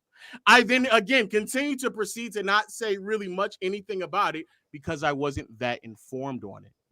Then I decide to pause and wait, get more information, and then up until now, that's when I have started to say anything. But that's really it. So this idea that I've decided to gain more information and shift my attention towards things that I do or do not think that are that important, to me is irrelevant of things I may have said before, because my information that I've gathered within the last 6 months, I believe, is more than enough to have the comments that I've had about the W over the last month and a half or two, or even probably less than that. Really, in last month. Thank you for the condescending acknowledgement of the comments that you made. We appreciate it. Thank you. You're welcome. Jesus Christ. And as far as the Cheryl Swoop shit went, oh my gosh, who is this? Oh, your mother's watching us and she's getting upset at that's how we're talking. And as far as this Cheryl Swoop thing, boys, enough. As far as the Cheryl Swoops conversation, I think I still even said I don't really give a fuck about it. I told you what my stance was because we had a conversation about it. Mind you, didn't know we were going to react to your specific commentary on it. We shouldn't have. We should have just straight reacted to hers. That's not a big deal either. You trying to bring it in here as if it's some sort of got you moment is not really hitting, gang. I'm going to be quite honest with you. And it's something that I consumed right after we talked about it. So again, it doesn't really hit. Well, you said in the podcast that you didn't see it. Yeah, I didn't see the whole thing. The whole thing? Yeah. Actually, I think watching the whole thing is very, very valuable. Oh, okay. Well, that's your perspective. I didn't need to watch the whole thing. I felt like I didn't watch the whole thing. Your mom, I think she really is watching us. That us. Yeah, I think you should watch the whole thing. I think that a lot of the information that can be gathered from there if you watch the whole thing. And I just got done watching Cheryl Swoop speak to Angel Reese, and she further contradicted herself in that podcast and contradicted what she said before. But yeah, if you watched everything, you would also understand that. But I don't care to know that. I swear to God, I don't. I swear I don't. You should probably not speak on those things. Like you're telling me that I can't speak on things or have do we that speak much on? Of Do we really speak on Cheryl Swoops outside of that one incident on here? But you shouldn't do it. Period. But that's the one that I consumed. That's the one that I consumed. You literally said you didn't watch the whole thing, Omar. But I consumed enough of it to formulate an opinion. I'm telling you, based off of someone who watched the whole thing multiple times, you did not. Okay, that's perfectly fine. You can consume some stuff and have a good enough opinion, and then some people consume the whole thing. I don't think based off of what I said, because what did I say that was bad based off of how much I consumed? I think your interpretation of what she said in terms of what is dominant, what isn't dominant, or expectations of what a dominant season looks like is very disingenuous based off of what she had said before the season began, and also for those who do not know, what she just literally just said in this episode on So then what did I say about when we had the segment? What did I say about dominance? What did I say? You said that somebody should have asked her about what her criteria dominance is. And you think that I needed more of that conversation to still come to the conclusion? Ask her what dominance is? Yes, because she explained what her version of dominance is. Okay, Marcel. What did I say to you on the phone and what did I say here? She needed to put out numbers, right? Did she do that? Yes, she did. She said literally what she did in college, yes. No. Numbers, Marcel. I don't want to hear about what she did in college because she also said Angel Reese dominated, right? That's what you told me? Rewatching that clip, she did clarify a little bit more, I ain't gonna lie. What was the numbers? What were the numbers? She specifically emphasized leading the league in scoring as like a dominance point too. She did, yeah. So. Again, if we're not talking, because did she also say that Angel Reese was dominant, gang? She did not say she was dominant. Who else did she say was dominant? She only said one person was dominant. That was Asia Wilson. So there sounds like there has to still be some specific numbers. Well, did you watch it or did you watch enough of it? But did you watch enough of it? I watched enough of it. And even if I don't have all the context, Marcel, that's okay. It's a podcast. We don't have to have all the context. Oh, so I'm being dead serious. So it's okay for you not to have enough context, but then if I don't, it's a problem. No, you had context to come to your misogynistic opinion. You felt like it was enough. You felt like it was enough, right? No, The difference is I didn't come up with the misogynistic or sexist conclusion based off of the little context that I had. Well, the point that I'm making is, even in that dialogue that we had, I was still open to the idea of whatever y'all were saying. I listened to the podcast that y'all had. You weren't open to anything. You were just saying, number. But if you listened to what she said, you would have came to the better conclusion. Domo, was he open to what we were saying in that conversation? Yeah, Domo. In the conversation about lowering the rims. Oh, hell no. I was not open to what anybody else was saying in there. No, brother. From what I no, you was very adamant on making the ball smaller for underhand layups, lowering the rim, just the basic talking points that a lot of the people that we had to go back and listen to that. I'm sure that what you all. However, I will still admit that I'm wrong. Omar will never do that. So I'm again sitting here saying, didn't I just say I was? Hold on. Didn't I just say I was wrong? Didn't I just say? Hold on. You can sit in the back. Because you love to paint this narrative with me. Didn't I just say I was wrong about you watching the game? Okay, then keep going. No, I'm not talking about the game. You just made a blanketed statement. You like to specify. Let's start to specify. You said I can admit that I'm wrong. Omar doesn't admit that he's wrong. So if you can specify what you mean before you say out some weak ass blanketed statement, it would be greatly appreciated. Thank you. If you let me finish, and I'll be able to do it. Omar. Then say it beforehand, buddy. Sorry. Omar's not going to admit that he was wrong about the whole Cheryl Swoops conversation, especially in particular about the concept of trying to, once more, make sure the history is preserved, make sure there's a better understanding of why numbers and statistical categories and dominance and excellence looks like the way it may look like in the W, but more importantly, in particular, unrealistic expectation that she knows for a fact that it's almost practically impossible, especially before the season began, for someone to be able to reach in the W, especially when it contradicts her original purpose and point of the statement that she was making 6 months ago about why her attempting an exorbitant amount of shots in college is practically impossible to duplicate in the W because she's going to be on a team with Kelsey Mitchell and Aaliyah Boston. Do we have that part? Do we have that part clipped up? Because I would love to know what I said in that moment that has you so gung ho about this. I'm not really that gun hold about it, Omar. Oh, you're talking about shit? I just know you didn't. I just know you didn't. I just know you didn't watch it. I know you didn't watch it. Regardless of me watching, we do have it clipped up. It's 20 minutes. Yeah, I see it, and we can find my parts because I didn't say that much in that segment to have him come to these conclusions about me being wrong or right. We had a conversation before the podcast started. What did I? But again, what did I tell you? What did I tell you in that conversation? You said you didn't need to watch it, and I'm going to stick with Cheryl Swoops regardless of what she says. Marcel, what? And then when you gave me more context, I said, well, not with that, because you said, well, if you side with that, this is what you're siding with. I said, not that. I'm just talking about defining dominance. And didn't I say my overarching point on that when we have the conversation on the pod was going to be let's define dominance? Now I forgot to add that segment into the pod. Sorry, guys. I wanted us to define dominance ourselves. But didn't I have that conversation with you on the phone? If you watched it, she defined it, Omar. You keep saying it. You keep saying it, and she literally said what she did in college. But you're making a comment about the things that I commented when I didn't even comment that. What are you talking about? You're asking about what was her definition of dominance, Omar. Correct? That somebody should have asked her to define dominance with the numbers. Yes, specific numbers. And when they literally was outlining numbers, she was literally saying the numbers that she posted up in college. She put did she say the numbers?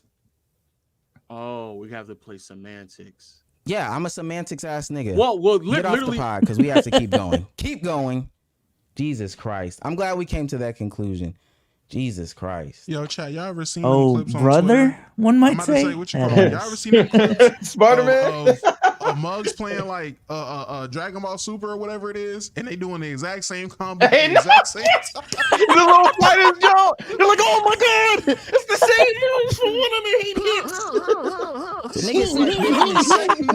It doesn't hit because I'm a semantics ass nigga. I want to, if you watch the podcast, they were literally outlining 28 to 30 points with 8 to 9 assists. They literally said that. Who is they? Gil said it, and then she agreed with him. What did I tell you about the cosigns, Marcel? What did I tell you about the cosigns? And then further said that, yes, that's something that we know that she can do, and I expect her to do that in like 3 or 4 years. And then she furthered went on to point and highlight how what she did post not only wasn't dominant, that she was still expecting more. So again, I want specific numbers. I know points and assists aren't my specific numbers. If you're gonna say that I'm semantics, we don't care about your specific. No, we care about Cheryl's. We don't give a fuck about yours. We care. No, about you're asking me we mine care about right now, Cheryl's. nigga. I'll see you later. Yeah, I guess so. Hey, we do have a lot of super I'm chats. glad he left because Jersey Boy requested it with the honey bun. Man, that was exciting. Shout out to Jersey for the 100. The nigga who came in talking about, I did make these sexist and misogynistic comments is trying to get it off about a Cheryl Swoops conversation. I swear to God, niggas want points so bad. I know why y'all get annoyed with me. That whole thing being a point of self-reflection is crazy. Hey, no, that nigga said, actually, I get it now. and then tried to condescend his way. Y'all was misogynistic and sexist. Come on, bro. Like, what the fuck? Iron sharpens Omar, iron. you remember my first question to you when you was a guest on the pod for the first time? What was it? So what was it like growing up in the Griggs household? Like that. A nigga trying to get it off and then shit not working later on in real life. That's how it worked. Can I ask, have y'all seen that? Like, just because Bezos brought it up, have y'all seen that episode? Like our first episode together? Like, have y'all seen that recently? Together? I've seen throwbaback episodes. Our first episode, the first pod. Was it Kevin Samuels the thumbnail? I'm pretty sure it was Kevin Samuels, man. It might have been. We were trying to define what a high value man was, man. God damn it. If y'all haven't, go back, man. Listen, That I did sounds that like a recently. takeaway Mike's pod. Listen, I went back recently and watched our first pod together. Fellas, I just want to say, we came a long way, man. We came a long way. The growth is crazy. Hey, man, I love you guys, man. God damn it, that sounds like a we don't need Mike's moment. Jesus Christ. Well, maybe we don't need That's where the Meg clip came from too, man. First episode. Off rip. But shout out to Jersey Boy Mar for the 100. Appreciate it. Want to keep going with the super chats? Yeah, we'll keep going with the super chats and then talk about Uncle Coon and Shannon Sharpe. Shouts out to Simba King for $4.99. Says TJ not better than Mahomes. Josh Allen, Justin Jefferson, Christian McCaffrey. He's not even playing this season. Or Tyreek Hill. All of them. Yo, what Nah, is you this? getting space, gang. I ain't gonna lie. What is this? I must troll Sage shit going on, dog. CMC's not playing right now. Tyreek Hill is literally proven why TJ Watt does more for his team. And Jettis is amazing. At that point, we're arguing a defensive player, let alone lineman or wideout. But Jettis is an amazing talent. I'll let you have that. Josh Allen and Patrick Mahomes, the quarterbacks, I'll let you have that. But like literally, what? The last two names, what are we doing here? Let alone even Jettas is debatable whether you want to accept that or not. But bro, no, get over it, man. I don't know why you're trying to trigger me so much, bro. You're yapping. It's fine though. I know you're trying to get it off specifically on you. You're right. What the fuck? Pause if needed. Lit Sports for $4.99 says, like Gra, keep it a buck. Odds on Jaylen Brown becoming a top 10 player this season. Plus 8,000. I'm betting on it. No cap. Y'all seen his pictures? He looking like Bane out there. Yeah. Oh, he looks swell. Yes. Tito El Bandito for $1.99. Streets need LKIAB gaming. Coming soon, man. We need another game night, man. We do. Said he's yapping, but named 2 names. Yeah, out of 5. Are you almost passed? Omar's cute ass on Monday, September 2nd, 2024. Okay. Since $4.99 says, my glorious kings, Lynette Bryce James, will change sports forever. What? Lynette and Lynette Jr. is crazy. We just gonna skip it. We skipping it. Sydney Mosley for $5 says, in a best of 7, who in LKIAB is winning against Chris Move in 2K? Best of 7? Play now? Doing them dirty, I ain't gonna lie. Me. I'm doing them dirty. Is Chris Move good at play now or no? Yeah, if He first play of all, everything. First of all, let me be clear. Respect the Smooth, respect the OG. If Chris Smooth wanted to run Pro-Am, nah, that's great. Chris Move is like Ninja in 2024. You know what I'm saying? one of the greats in his time, but the game evolved, buddy. Nah, because I've seen Chris move. He disrespectful. What do you mean? He's still cool. He's still cool, but once you put builds on, but once you put builds on, okay. Yeah, you're arguing wash. I'm not arguing wash. I'm arguing he's just never been a park pro-am player. Now on play now, nah, I still got me. So last time he was on play now was what 2K9. Fuck out of here, man. I'm beating him, and y'all see me. What? Come on now. Yeah, I'm taking at least 3 of the co-hosts to get him. At least 3. Really? You think? Maybe pro-am specifically? One losing who? No. Pro-am. We're sweeping. We're sweeping. Yeah, I ain't gonna lie. 4v1, I hope so. Okay. Pro-am, I pray to God y'all lose. I hope so. Chris Move hits y'all with a snatchback and says, "I gotta let it fly," and actually splashes that hole. You gotta get on the game, dog. I ain't gonna lie. Okay. Big Lord Barlos for $11 sends $5. For $11 sends $5.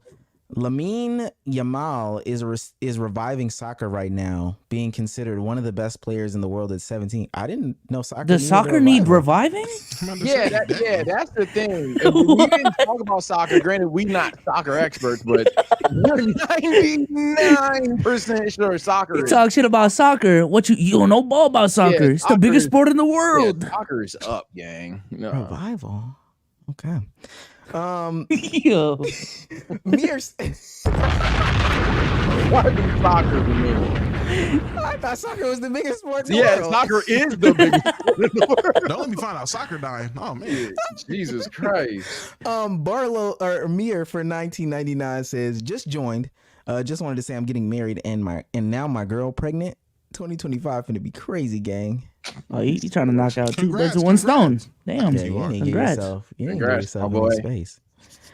Josane 340 sends $4.99 and says, I understand the race issues, but if we're talking about the game, is having longer nails not an advantage? Like, what if NBA players did? NBA players have longer nails. I know that might be a disadvantage. But it's like some of them do have longer nails, actually. Wouldn't that be a disadvantage then? Because hypothetically in the NBA, if we have to have these, I'm not going to gaslight you to being misogynistic or racist here, but like, let's just go for it. The mighty macho man, no nail cut stops me. Wouldn't that hurt the guy with the nails, if anything? Why do you think that NBA refs and stuff do nail checks? What? And really, it's a question to him because I don't know why he thinks that players don't have long nails. And mind you, I know, especially Domo. Domo, you've played basketball, right? Mm-hmm. You play basketball with people with long nails, right? Fucking awful. Yeah, it's a thing that happens though. It's not something that they avoid. Yeah. Jake Montrose for $1.99 says, seeing MAGA hats at NBA rare, low key. It is rare. I haven't seen my Celtics games. Pushing agendas at NBA games for real outside of wait until Cooper flag drops. Seeing a red hat and a sea of green would be crazy. Nah. What the fuck? If Trump win too, man, it's gonna be crazy. Red hats at a Jazz game is a statement. Tito El Bandito for $4.99 says, Sage, opinion on Dragon Ball Dama? You effing with them de-aging the cast? I ain't seen one trailer. It's gonna stay that way until it's about to drop because that's how I'm gonna run the channel there. But in terms of what I know about it, yeah, I'm gonna give the series a chance. Y'all still like GT in 2025. Y'all still talk about Super. Of course I'm gonna watch the new series.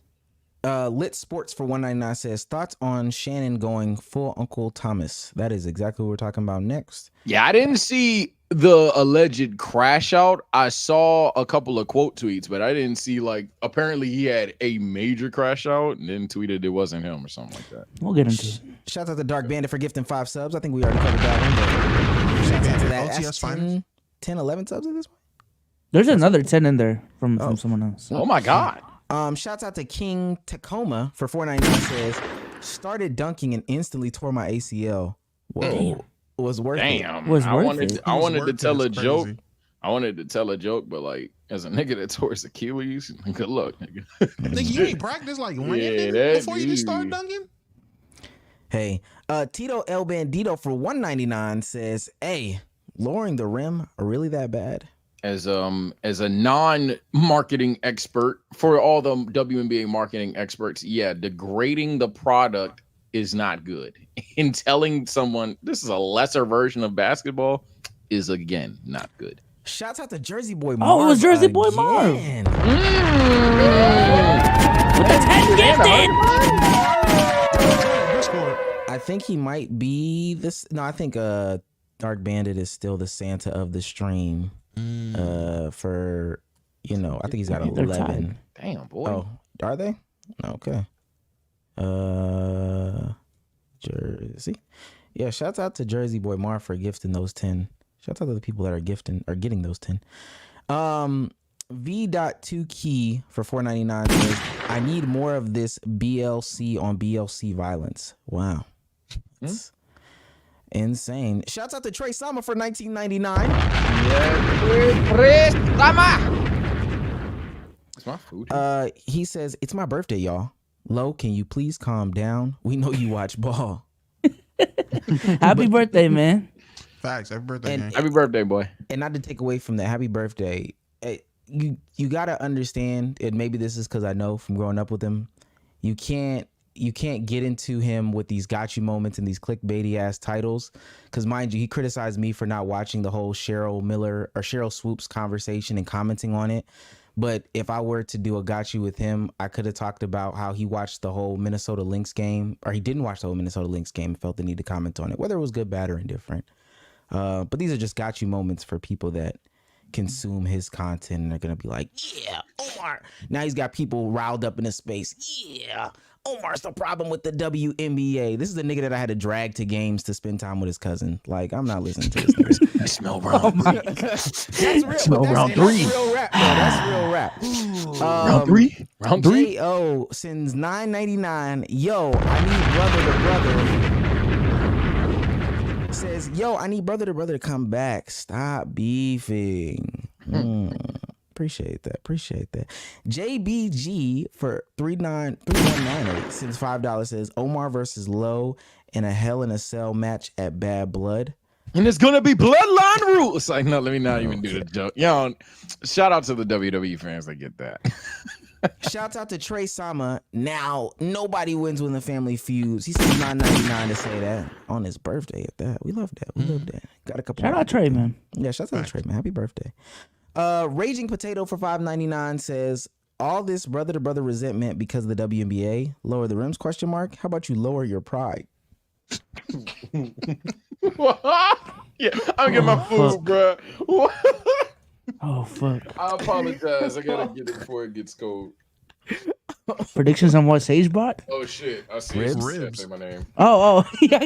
And I heard y'all. God. Wait, what'd you get? What'd you get? It wasn't even like 4 seconds. I was just asking what you get. Oh, I got ribs, man. I wanted them ribs. Hey, you gotta do a taste test live, man. For real, man. Somebody said DoorDash ribs. Is this the first time you DoorDash ribs, or have you done this before? Yeah, first time I DoorDash ribs. Okay. You gotta show the fans, show them the ribs and everything. We gotta see presentation. Gotta taste it and everything. King Tacoma sends $4.99 to say, "Sage, who is your starting 5 and sparking 0 5 characters?" 5 is crazy. I know my glorious King Goku I'm running. I'm not gonna be on the Team Gohan wave. I'm actually gonna be on the Vegeta wave. I need some shitters. Kid Gohan. I'm gonna be running Kid Gohan. Gonna be on I gotta have a troll pick. So I don't know if he in the game. Probably like a Roshi, and then someone to just beat the shit out of fucking Future Trunks for his rage mode. I'm gonna be Goku Black. Fuck him. Can I throw my honorary 5 in? Because I already know like a lot of players I'm gonna use too. Go ahead. Yamcha, Hercule for my troll picks. And a pool. 3 troll picks, serious picks, of course. My glorious King Goku and Future Trunks. Boom. Those are my guys. Okay. V2 Key sends $1.99 to say, "Goku versus Vegeta beam struggle for real?" YSLJ 4.99 says, "Off topic, but what is one piece of advice each of you guys can give about starting YouTube? Also, huge fan, been watching since all-time draft." Start. Start. Get the reps in until you figure out what you actually want to make. Yeah, well, they both said start. Stay consistent.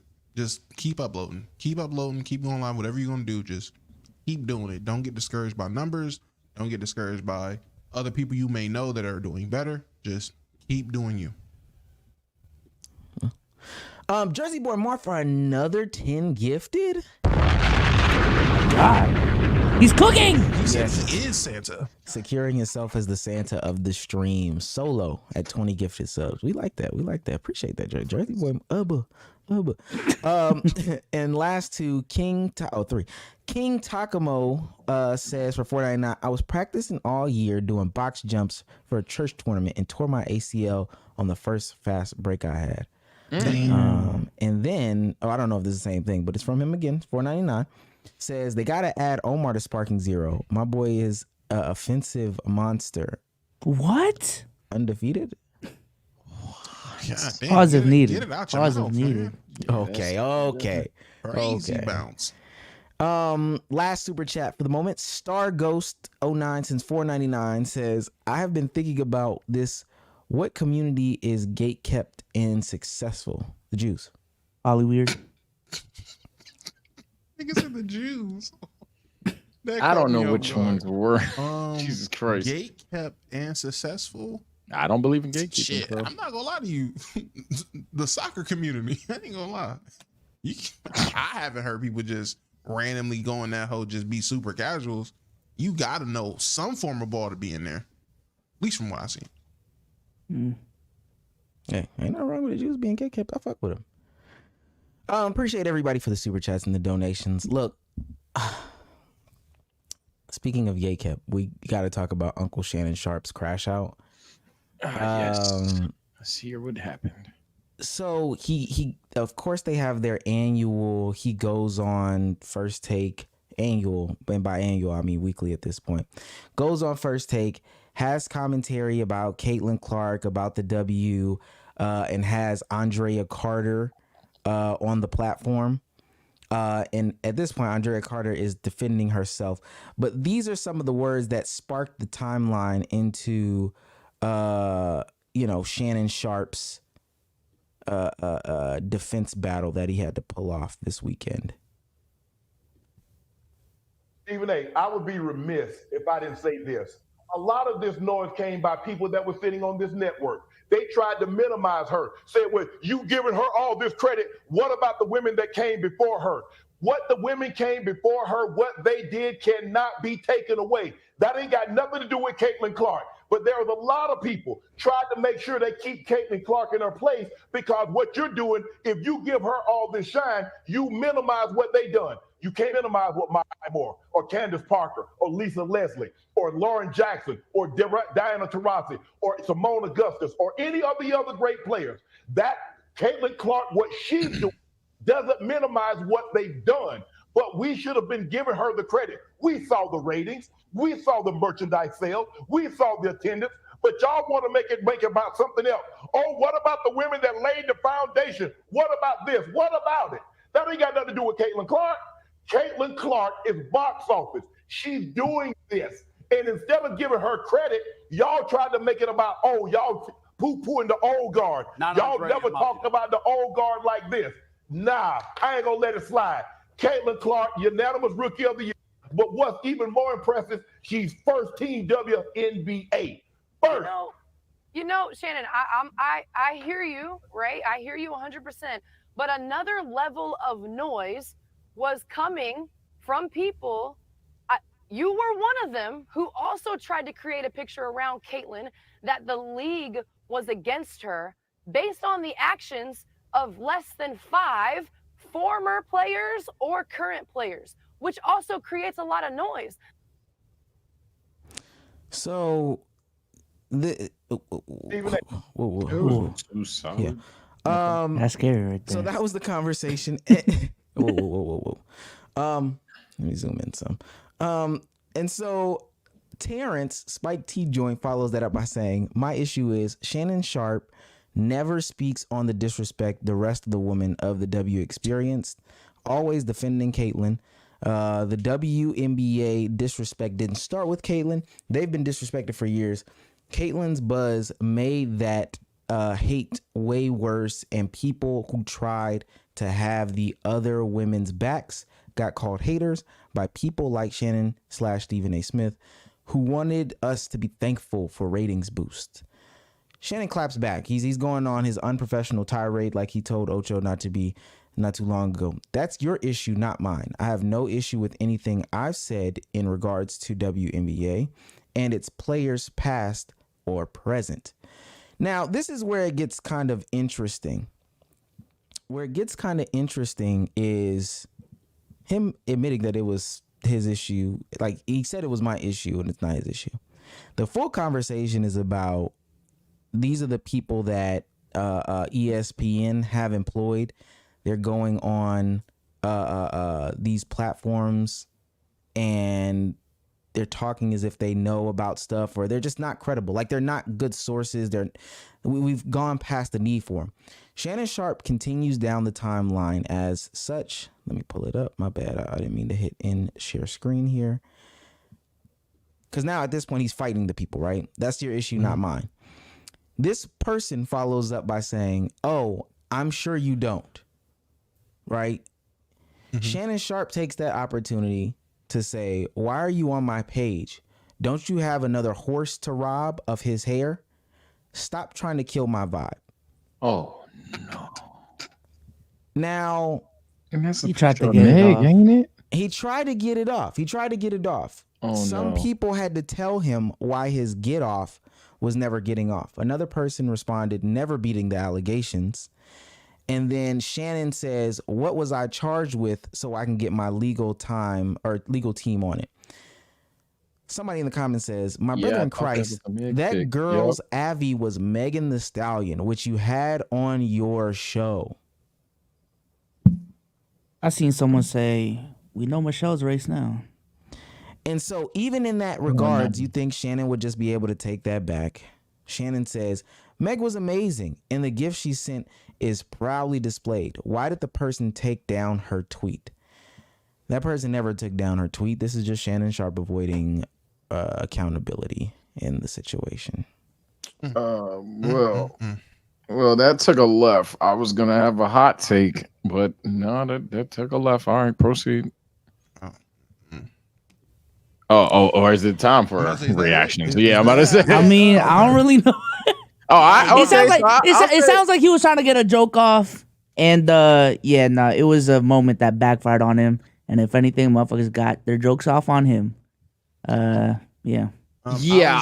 say the least, bad joke. I like maybe I'm just too tapped in, I fuck with Meg. So I was like, ain't that Megan Thee Stallion's picture? And that's just man, especially the fact that they did a podcast together. I forgot they did that. That's not a good move. I don't even need to talk about that. That's just not a good move there. But I'll say this in terms of what was said on television. I think this is a case of even perhaps because I think both didn't say anything outlandish in terms of how, hey, look, I understand that because Domo was alluding to something like this earlier where, I understand that at some point in time, the casual fan needs to learn its history as well. But we don't need to push down accolades, or we don't need to have these graphics or whatever where extra people are involved, because at the end of the day, Caitlin Clark did something amazing, cool, yippee, whatever. But at the same time, Shawty at the end was like something along the lines of, you only do this with Caitlin Clark, and then you've pushed this propaganda that the league's against her, and it's only like 4 or 5 people. I think they both were having an interesting conversation.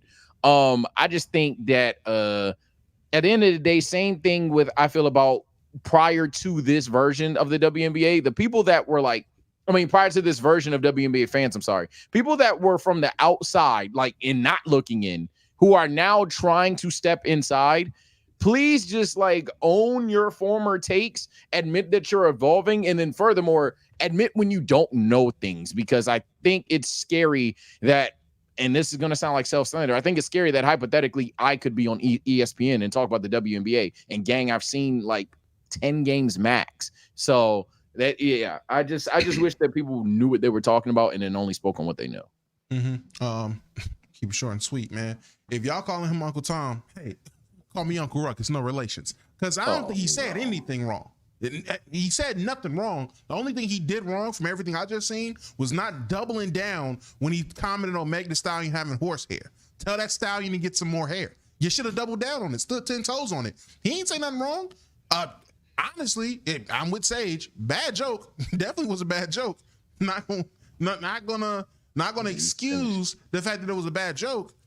You should have just stood 10 toes on your joke instead of trying to dodge it, avoid it, and act like it didn't happen.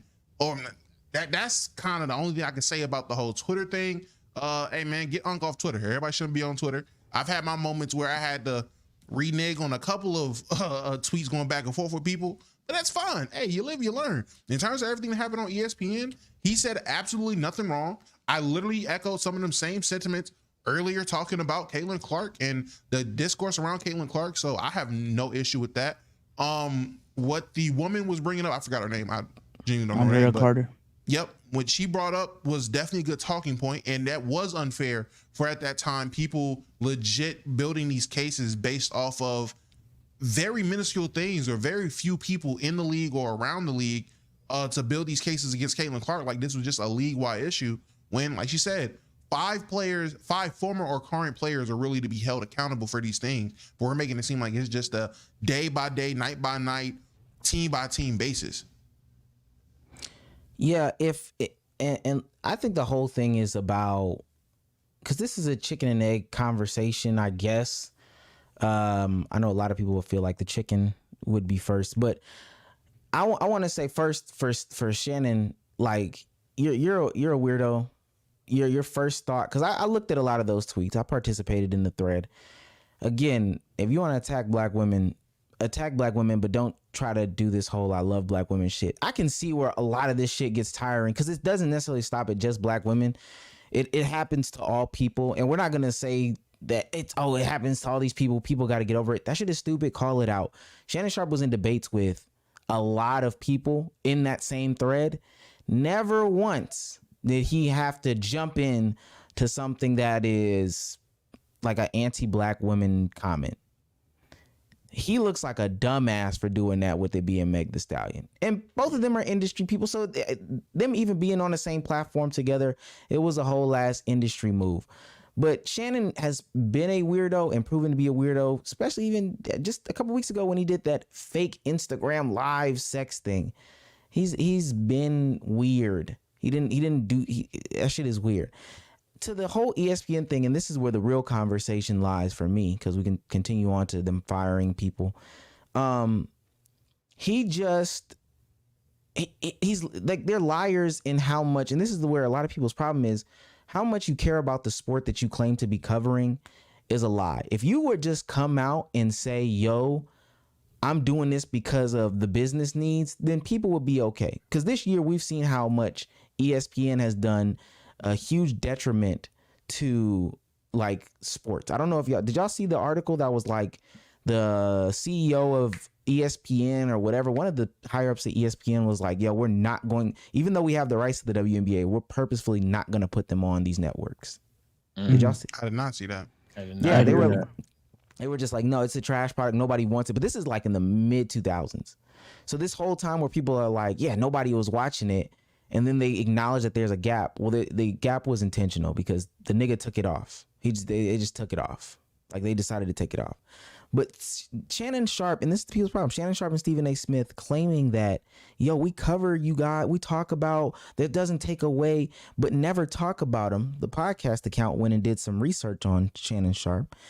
Out of the 148.8 thousand posts from Shannon's Twitter, 7 tweets with CeCe, Clark, Caitlin, 5 tweets with Angel Reese, 3 tweets about Kelsey Plum, 0 tweets with the words Taurasi, DT, Diana, Collier, Gray, more tweets about Stewie Griffin than Brianna Stewart. Yeah, the fake care is just we've seen through it. And the whole time that they have these people up there fake caring about sport, they're firing what people seem to think is like good reporters. Did y'all see them fire Zach Lowe today? Mm-hmm. Yeah. Yeah, so they fire Zach Lowe, but then they get these caricatures to come on the platform. And I think that's what people have a huge issue with, you know, the new way that the media landscape is going. And ESPN continues to push away from what people would think are like good practices when it comes to building a media company about sports. Yeah, so let me go ahead and build on that. So like Omar just said, it was announced today that ESPN laid off Zach Lowe, ESPN NBA writer for 13 years, widely regarded as one of the smartest people on the platform, a guy that doesn't hot take hunt. A lot of the clips that you see from him, he is the one, you know, spitting facts and being objective about everything, excuse me. But a bigger conversation that I want to talk about on this podcast is ESPN as a whole moving forward, especially as guys that are a part of sports media to some degree on the independent lens. It was announced I think it was last week, Woj decided to step down from ESPN, so that wasn't necessarily a layoff. But also this summer, JJ Redick was hired by the LA Lakers, a guy who used to frequent ESPN First Take. If y'all remember when JJ first showed up on First Take, how everyone loved him being on First Take, because again, he was spitting a lot of good pause. He was talking a lot of good shit on the on the show. And I do have a list of other names that they've laid off because they had a massive layoff in 2023. So they laid off Jeff Van Gundy. I'm gonna just name some notables: Jeff Van Gundy, Jalen Rose, Max Kellerman. Wait, you missed the first. Todd McShay was the I don't know draft who Todd McShay is. But. Yeah, Todd McShay is like the draft guy. I don't even know who's the draft guy for the NBA. I don't even think there's a draft guy. Maybe fucking Woj. No, I'm talking like one that actually looks at the people. But Probably I know what you mean. I know what you mean. Right. Yeah, Sage might be right though. So Todd McShay, Keyshawn Johnson, and then the Jeff Van Gundy, like all these people right here. Jeff Van Gundy, Jalen Rose, Max Kellerman, Neil Everett was crazy. Yep. Is that Chris Vince Carter? Chris Carter was FS1. Hasselbeck gone. Andre Ward gone. Damn. Yeah. Damn, Andre Ward gone. But long story short, in a pretty short amount of time span, they have let go of a lot of what a lot of people consider great sports media talent. And the signings that they've done over the last year as well to combat it have been definitely more entertainment focused, trying to get bigger names, Pat McAfee, Shannon Sharpe included. So the conversation I want to have with y'all is ESPN getting worse and worse by the day? Well, that's kind of a given, but like what is the state of ESPN and what is it looking like moving forward? So for me, I'm gonna nerd this up. So you've ever like for some are not gonna get this joke. You ever like played Pokemon?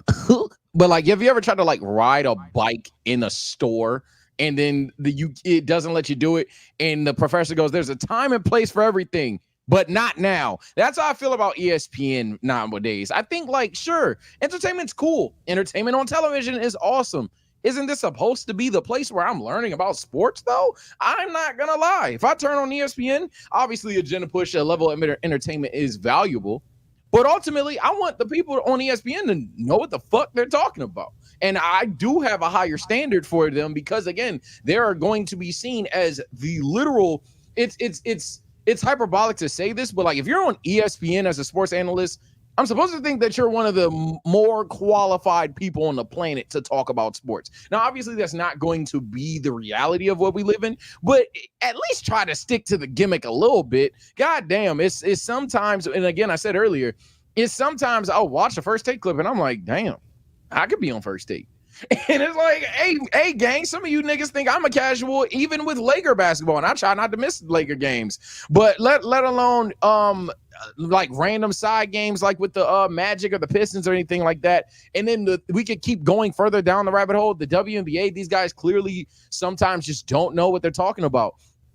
I think ultimately ESPN, in terms of its overall brand product of being a television show, hot take will probably be fine. It's just the changing of the guard. But in terms of being a sports show, a show that can be seen as like educational, or a network, that can be seen as educational, that shit's looking cooked.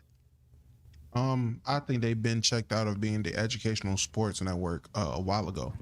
This is just an indictment on the death of the viewership on ESPN, and I kind of could tell it was raising alarms when they gave Pat McAfee all that money after the shit they gave him. I don't know if people are familiar with Pat McAfee's show long term, like been watching for a while, but before he got on ESPN was hoeing Pat McAfee. Like, they weren't allowing anybody that was signed to ESPN to go on his show. They weren't allowing him to commingle with anybody under ESPN. They was making it very hard for him to do shit. So for them to give him all that money to be on his platform, to have his platform essentially stay the same, just be under the umbrella of ESPN, I knew their numbers were being killed. And that was a way to try to fix it. You top that with, we're getting Shannon Sharpe and we're going to unload a bunch of these long tenured analysts, journalists, writers, all these other people to compensate for entertainment, on-screen entertainment. I knew what it was already. They're trying to be an entertainment center. They're trying to get as many eyes as possible because niggas are clicking off fast. I understand you look at the numbers that Skip Bayless was pulling FS1 is like, well, hey, we ain't that bad. It's still bad enough for y'all to make decisions like this. So then making this decision lets me know it confirms everything I knew about ESPN going forward the last 4 years, I would even say. The company was dying. Now, is this going to save it? I don't think so, but I love to see him scrape, crawl, and fodder around, man. No diddy. I just want to get this off because I do agree with Domo in the sense of they're definitely like, if there were two sides of the fence, one leaning towards analytical and entertainment, they've definitely pushed all their eggs towards the entertainment side. And we've even had conversations as guys who do sports content on YouTube that, hey, motherfuckers don't really want to listen to your analytical schmitical talk. Mm-hmm. They want to listen to the entertaining debates, the passionate debates, even if it's casual as shit. I'd rather see two casuals yell their ass off than two nerds nerd it up. I will say this, if that's the game ESPN is trying to play, that's not the game you want to play when, because of the fact that you are a Disney company, because of the fact that you're a corporation, people can't even get their shit off for real. Like, if that's the game you want to play, no, like, Stephen A. Smith is not going to get his actual takes off on First Take that would get you these clicks that you're looking for. Shannon Sharpe as well. Like, he's a watered-down version of what he is on Nightcap on First Take, so on and so forth. So, like, if Gilbert Arenas was on First Take, hell, we've even seen it with, when Matt Barnes is on First Take. There's a difference between First Take Matt Barnes and All the Smoke Matt Barnes. That's not the game ESPN wants to play because they're going to lose that battle. I think that, and right before you go, Omar, I know you still need to go. Yeah. I think it's going to get to a point to where they have the Nightcap or some iteration of that on ESPN. They're going to get Shannon on ESPN. I agree. First Take isn't going to be where they get their shit off.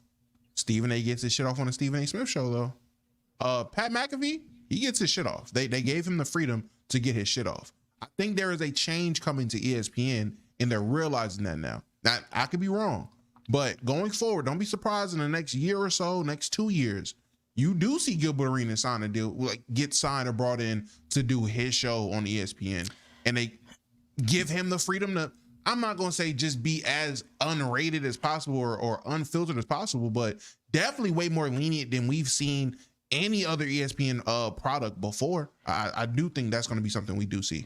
But not as a Disney company. Yeah, see, the thing is, one, like Bezos is saying, there is a cap. One, there's a cap because they're on television, full stop. Mm-hmm. There's a cap because they're on television. Two, there's a cap because there are going to be sponsors and partners that they have to appease. And three, there's a cap because they're a Disney company. So you can only go but so far. Like, and I'm not even saying that these guys are the most edgy guys or whatever the case may be, but if they wanted to go full on fresh and fit, but the sports version, they could, because there's nothing that ties them to it. There's no relationship, there's no partnerships, there's no person who's lying to them over their head, because a lot of them will talk about that. Oh, you can say this on there, and then you get on there and you say it, and then you face some sort of backlash and repercussions. They're scared of that as well. So they wouldn't do that. And also because they've had a taste of their own success. You can say, like, I believe they could throw a huge bag at Gilbert. The things that would have to happen, the constraints that they would have to give Gilbert would make it so unappealing to Gilbert. And he would have to come so far out of his element and he's already tasted so much success doing his own thing. There would be a lot of Gil would look at himself and have to it would have to be so much money. I know there's really no amount of money or whatever the case may be, but the justification will have to be so great for him making that move that they really couldn't even justify it. I can't see them putting on 3 or 4 or 5 different shows, paying what it would cost in order for them to get a nightcap on there. It would cost them a greater deal of money to get nightcap on there based off of the money that nightcap is generating, right? For them to get a nightcap on there, deal with the fees and the fines and all that stuff like that, that's too much. And to me, they chase the entertainment route, and I think the entertainment route is a route that will always fail you in the long run. There will always be somebody younger, sexier, more entertaining that will come and replace you. The same way I feel about comedy. But if you're building genuine relationships, if you're building real insight, real thought-provoking things, or whatever the case may be, then that is where people can build real connections with you. And that kind of brings me to the whole point about what's his name, Woj, that got fired. I know people were so sad about Woj. I didn't think that there were so many people that did not like Woj. On did y'all know that? I mean, you surprised me when you said you didn't like him. So you got some. It's just it's the concept that is Woj. So and mind you, I'm not the fondest of Bill Simmons, his current day, but some of the stuff that he said about Woj is actually pretty funny. Like it makes sense though. You can't overreact after Agent Wojnarowski retires either, like Adam Schefter did. He wanted his life back. He didn't want to have to work on holidays. He didn't want to have to be away from more family gatherings. I will say this. You didn't want to take a shower with your phone up against the shower door so you could see a text that's coming in. Or take your phone with you to the urinal and hold it in one hand while you take care of your business in the other. That's the life we live. This is the thing Adam Schefter said on television. That's lame. Is Andrew Wojnarowski, was he an ER doctor during COVID? I wasn't sure. The phone in the shower could go a lot of different ways. I mean, oh my God, the Charlotte GM's texted me. I got to hold this piss. What happened yesterday? What was that? And he's basically talking about the integrity of his journalism. And there's another tweet from Bob Harrellis Bob, Jesus Christ. From Bob Harrellis Bob says, this is him dissecting it. Somebody says about Woj retiring and stuff like that, and they're talking about how good Woj is for the community. This person says the Twitter engagement leads directly to website clicks from Woj tweeting out stuff. You will usually see the tweet followed up later by story by Ramona Shelburne here, linked pretty soon after the tweet. 2, Woj's Twitter engagement is pretty easily worth 7 figures to a large corporation like ESPN. He comes in and says, do you think this is the case when he was tweeting out NBA draft picks on his Twitter before the picks were announced on ESPN? I don't see any links here. The value in some of this stuff is not like long lasting. And I agree with what Bill Simmons said, to be quite honest with you. I do. I know you said that's lame, Bezos, but the whole whatchamacallit, like his job ain't hard type shit. It's not about his job being hard. It's about the value of the job, and you can do hard work and it not actually be valuable. So Woj standing by the phone waiting for the trade thing, and I gotta answer this because we need to know about, I don't know, who's like a super bench guy on the Hornets. Domo, help me out. Who's like a super duper bench guy on the Hornets? Even on the Lakers, Max Christie. Smith Jr., man. Nick Smith Jr. Yeah, Nick Smith Jr. You're hold on, I gotta take this call. Nick Smith Jr. is moving around. He's turning his contract from a 2-way to a guaranteed. That's not real journalism. I think what Bill Simmons is really mad about, and rightfully so, is how ESPN canceled all his work and decided to focus more on Woj's stuff as opposed to the E60s, as opposed to the 30 for 30s, as opposed to the real storytelling efforts. That was real journalism. I mean, I think someone has to break those news, though, even though, like, again, everything can't be a LeBron James signing. But if we're talking about professionalism and trying to cover all corners, someone got to break that news. Yeah, so if the task is simply be the first to do it, I I don't really have a problem with what Woj was doing, and maybe the label of journalism is the issue there. I'm fine with that, but in terms of somebody has to be, especially if you're ESPN, you care about being the first priority news there. I don't really have an issue with that job. He's not saying he's not saying, and that's not what I got from it. It's not this whole, I mean, of course somebody has to do it. Somebody's going to do it. I mean, the team's website can do it. Somebody's physically going to do it. But to act as if this is like this piece of journalism that is so needed that we compromise all these other pieces of journalism, like we're paying Woj this, and he's so empathetic about the way that Woj is living his life. He doesn't have to live his life like that and be a journalist. Like, that's not what journalism is. I feel it. I just think there's a reality with his profession that it is like a lifestyle that even we admit on this podcast we would not want to have. And if we had a choice to like step away from it, that we would. So that's cool. You didn't have to do it. Respectfully, for real. You could take the piss. Like, and not even trying to be like that hyperbolic and funny. You could take that. Like, you could do that. If your claim to fame is the tweets, because who was listening to his podcast? Who was clicking on his links? Who was reading his articles? We paying this nigga for I got the draft news off? Like, I don't know. I'm probably me agree, disagree, but like if he's working hard at it to the point where buddy got a piss with one hand, nigga hitting trick shots. At that point, bro, do you have to? Well, it's your obligation, and ESPN paying you 7 figures.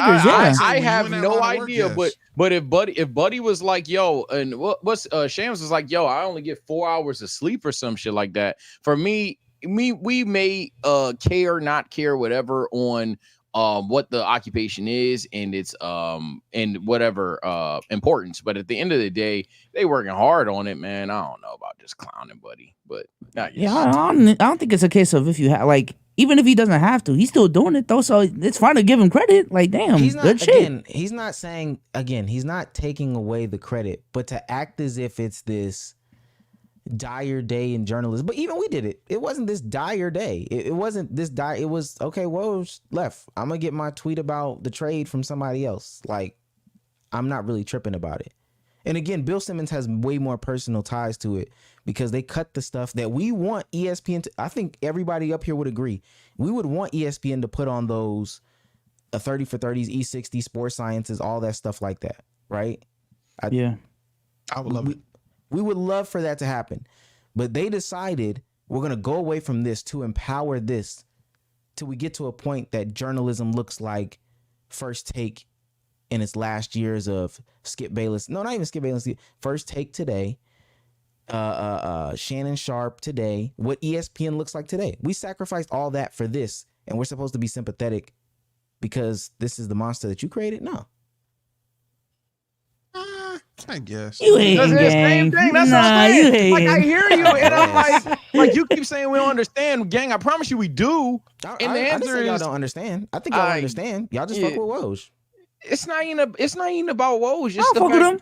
I got him blocked. I'm about to say I don't really like outside of like the profile pic in the news. I don't really care about like, you know what I'm saying. But if Buddy work hard, I'm not gonna clown it just because, you know, there's a potential better thing for the corporation, especially if anything like that. That's an issue with ESPN. I wouldn't necessarily clown Woj for it, but to each his own. If you worked hard and your work wasn't valuable, and but who is to determine if it's valuable? That's what I'm saying. The niggas in your it's definitely valuable. It's just replaceable. It has value. It's just something that hypothetically others could do. I'll go a step further and maybe even downplay the argument for you, Omar. Hypothetically, if nobody else drops it as fast as Woj, we won't know until the person does. If TSO Sage is 5 minutes late to drop the news, right?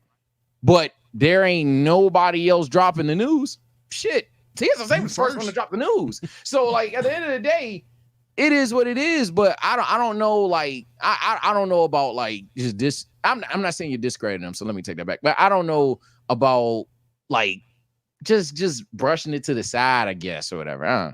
We brushed it to the side when it happened. What are we saying? I didn't brush aside his work effort. We just said it's replaceable, but the work ethic was still commendable. I didn't say because you literally just said 10 minutes ago you can both work hard and your work not be valuable. You just said that. That's not true. Okay. Yeah. For me. I'm like, what? That's to me. It's like and I feel that way about the reactors and stuff like that too. Like, okay, you uploaded 16 times today, and it was reaction content, and it was weak reactions. I mean, yeah, you physically uploaded. That's cool. That shit ain't moving the needle for a lot of people. I ain't gonna lie. It's not moving the needle for me. Yeah, it's just at this point, it's just what you prefer in life, and that's fine. But I'm not. I guess I'm linear. Then again, if a motherfucker spends 20 hours straight reacting, why are you doing that? By the way, if someone's reacting for 20 hours, I'm not gonna say, oh, they didn't put in 20 hours of work. Whether you care about the 20 hours. Mm-hmm. All Nobody. right, Stephen A. Smith brings no money. I'm sorry, and I hate to be. I never said Stephen A. Smith doesn't bring any money. I never said that. Keep going. Jesus Christ. All right, well, let's go ahead and have some fun. We've covered a lot of heavy topics today. Basketball for 2 hours. Yeah. It's been a lot of basketball. First of all, Sage, you got your food? Let's do the rib fucking taste test, man. Oh shit, I really gotta eat this shit on camera. Fuck, ribs are messy, bro, and I'm wearing white shorts. Nah. Let's do it, man. Let's do it. Shorts. I just want to see. Yeah, not too much, bro. Not too much. Just work out in these. Feel me? Working out in white shorts now. Bro, I came from the gym, tied on the do-rag, set up the camera, put this shit on. Hold on. It's in the room. It's just my headset's far. Hold on. All right, predictions.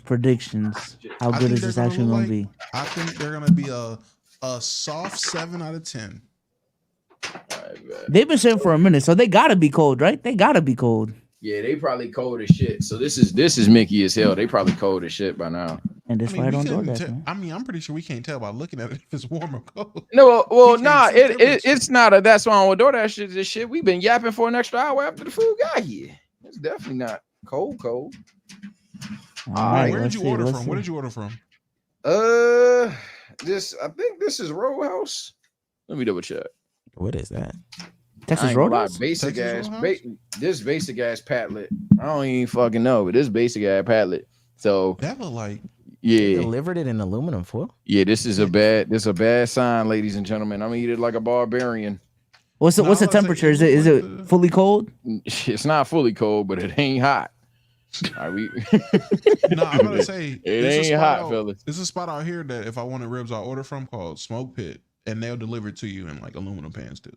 Yeah, we gonna find out. We gonna find. Nah, fuck it. I don't feel like I'm about that. I'm sorry. Just get some more. Oh my God, it's hot. Oh shit. Oh no. Spicy. Y'all know I'm a bitch. Oh no, I can't do spice. What flavor is it? It's hot. Hot Q. It's okay. It's gonna be hot Q. Did they get your order wrong? Probably. That's why I don't do it. No, wait. There's no way.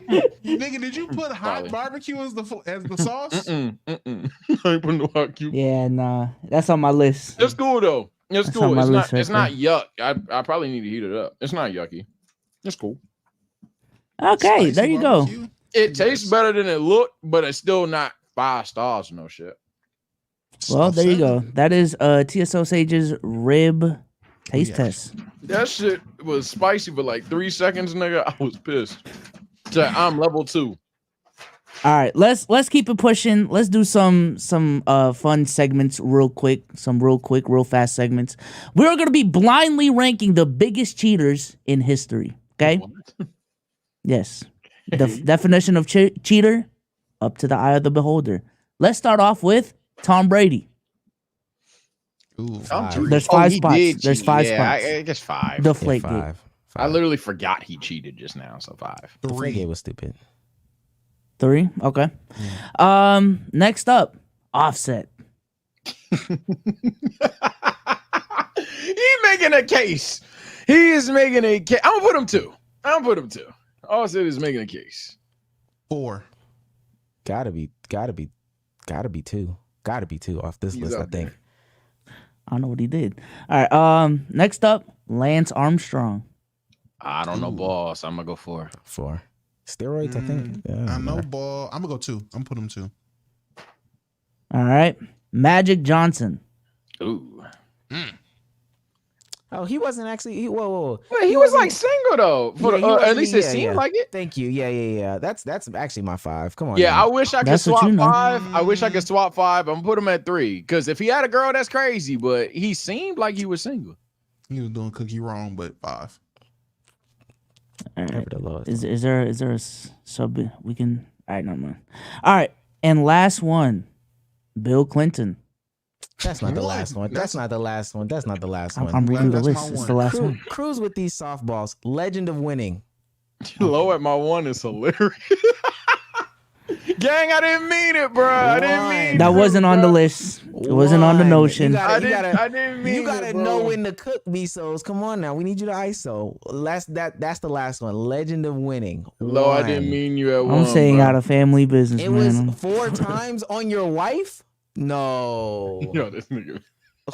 Oh, shout out to Raquel for the show. Round 4. in the same house. In the house is crazy though. I ain't gonna lie. That's insane. Is the space still going on? I'm about to say I was all for the WNBA slander. This shit ain't got nothing to do with me. Hey, no. I'm saying, bro. Fat ass hypocrite. This ain't got nothing to do with me. Yet. That's crazy. Yeah. Let me be clear. That was though. a fact. I was playing a game. He called the audible. I'm not beefing. I don't eat beef with niggas. That's y'all 1. Y'all left 1 open, so it's gotta be. Nah, that's technically my 1. I don't eat beef with Bill niggas. Clinton heading over. Right? Hey, no, actually, nah, I'm wrong. My number 1 is Bill Clinton. Nah, good shit, Bezos. Good shit, My Bezos. 1 is Bill Clinton. Good shit, Bezos. Good shit. Oh, I just seen this space title. Oh, damn, yeah, you got to get petty. What title? Oh, you put on the glasses. No, I'm kidding. All right, next Omar activity. Are the problem with the WNBA. I'm sorry. Go ahead. Oh my. No, you're good, man. All right, we are going to be ranking. We're going to be blindly ranking these players based off of if their careers had no injuries. This is in celebration of Derrick Rose. Shout out to Derrick Rose, man. Yeah. Announced his retirement today. Starting with Derrick Rose. 5. Yeah, 5. I'm gonna put him at 4. I think Derrick Rose's potential is somewhat downplayed by the smart guys, but overrated by everyone else. What Gil told Nick Young? You was retired 3 years ago? Yeah, it's Derrick Rose. Jeez. Okay. Number 2, Tracy McGrady. 4. Shit. I'll go 3. 4. I'm gonna go 3. I think for the most part, we actually saw a bit of Tracy McGrady more than most people that will probably be on this list.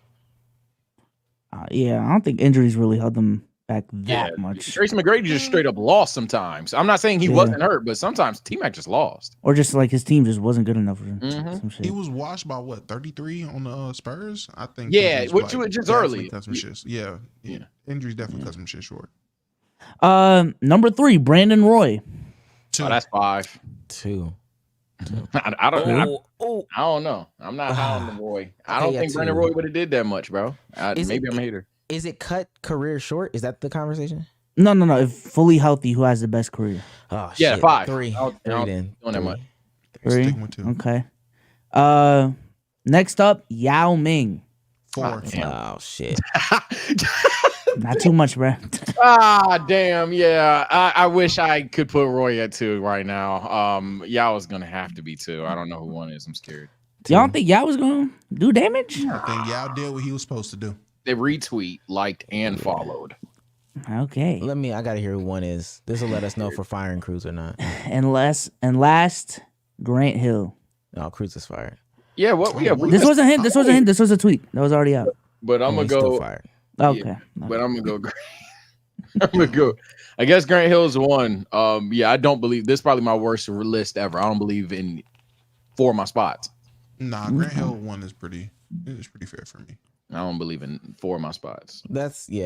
I would have put Brandon Roy at 1, knowing what I know now. I thought Kawhi Leonard and Dwayne Wade were gonna be on this list. Thank you. Yeah, I thought Kawhi was gonna be on here. That's why I was like, I'm not saying 1. Yeah, sometimes you gotta audible off the tweet, Bezos. Sometimes it's not about the tweet. I thought Grant Hill was okay. My bad. It's about the title and the thumbnail. Gosh, even with the short. Man. Come on, man. All right, let's keep it pushing, y'all. Let's keep it pushing. let's go ahead and do hot take of the week. Actually, hot take of the week. We got some other topics on the docket, but let's go ahead and do hot take of the week. Starting with Omar. Go ahead. What if I said I'm not ready? Well, yeah, I got it. I'm not gonna lie. A lot of this innovation, a lot of these companies that are innovative aren't innovative. They're just rich. They're rich enough to steal ideas. These Meta Facebook glasses or whatever they're coming out with have to be the stupidest piece of modern equipment I have ever seen. I thought the Apple Vision Pro was stupid, but this is Apple. Cool. To think that you can redo it, you should have stayed away from it. You should have totally stayed away from it. How about you focus on putting your time, effort, energy, and developers into creating world peace? Or UBI something that is going to actually impact the world besides these dumbass glasses. Glasses wearers are going to hate this. Actually, they're not even going to entertain this, to be honest with you. They're not even going to entertain it. The glasses wearers don't even get the... There's Facebook glasses that have the camera in them. They don't purchase them shits. Them shits is for shits and gigs. No pun intended. These people aren't innovative. They're just rich. Yeah, if innovation still existed, they'd find a way to make phones better to the point where people don't feel like they're buying the same shit. So yeah. I'm gonna be honest. I think at scale, I don't think people really want anything more than like screens. Anything after that, you putting shit on my eyes. I want me to the myself idea in a that like fucking I just headset. open You my doing too eyes much. and messages in the top left. It sounds like it pissed me off. Yeah, screens are fine, man. Like I told this that was my hot take like 2 weeks ago, man. Tech is peak, The glasses man. vibrate whenever you get a text. The glasses vibrate. Oh god, that shit is stupid. Like, I'd be so mad. Also, if they accidentally, like I'm driving and just something happens and the shit accidentally pops up in front of me, and I know that, oh, we can sense it. Look, that's not what matters. Just the stupidity of the glasses, and they're ugly. So I don't know. Don't wear them while you're driving, dickhead. All right, let's keep it pushing. Hot take of the week, Sage edition. Ah, man. Okay. Honorable mention, speed run. Any fast food place that counts sauce, your dick. Fuck you. I'm not gonna lie. Oh my god. I hate that shit. Not saying that, hey, you're supposed to be able to eat the food naturally. Absolutely. But like I seen the McDonald's, it was like 6 count, 1 sauce, 10 count, 1 sauce, 20 count, 2 sauce. I was like, I don't even want nuggets at this fucking point. But I wasn't getting nuggets anyway. Anyway, another honorable mention is please stand on business with J. Cole. Please stop flip-flopping. I'm tired of track by track discourse on J. Cole. You're corny, you're pawns. My hot take this week, and this is the nerdiest take I've had in a while. Domo, B-Souls, and Omar, y'all are more educated than me on this. The Batman prep time takes are getting corny to me, bro. I'm not gonna lie. They're getting real corny. Because I think at this point, it's just an excuse to say Batman beat somebody he normally couldn't beat. Because I forgot what it was. And it had nothing to do with Goku, had nothing to do with Luffy, had nothing to do with one of my favorite characters. I was just scrolling down. And I think this was a Classic Man post that then made it to Twitter or something. Shout out Classic Man, by the way.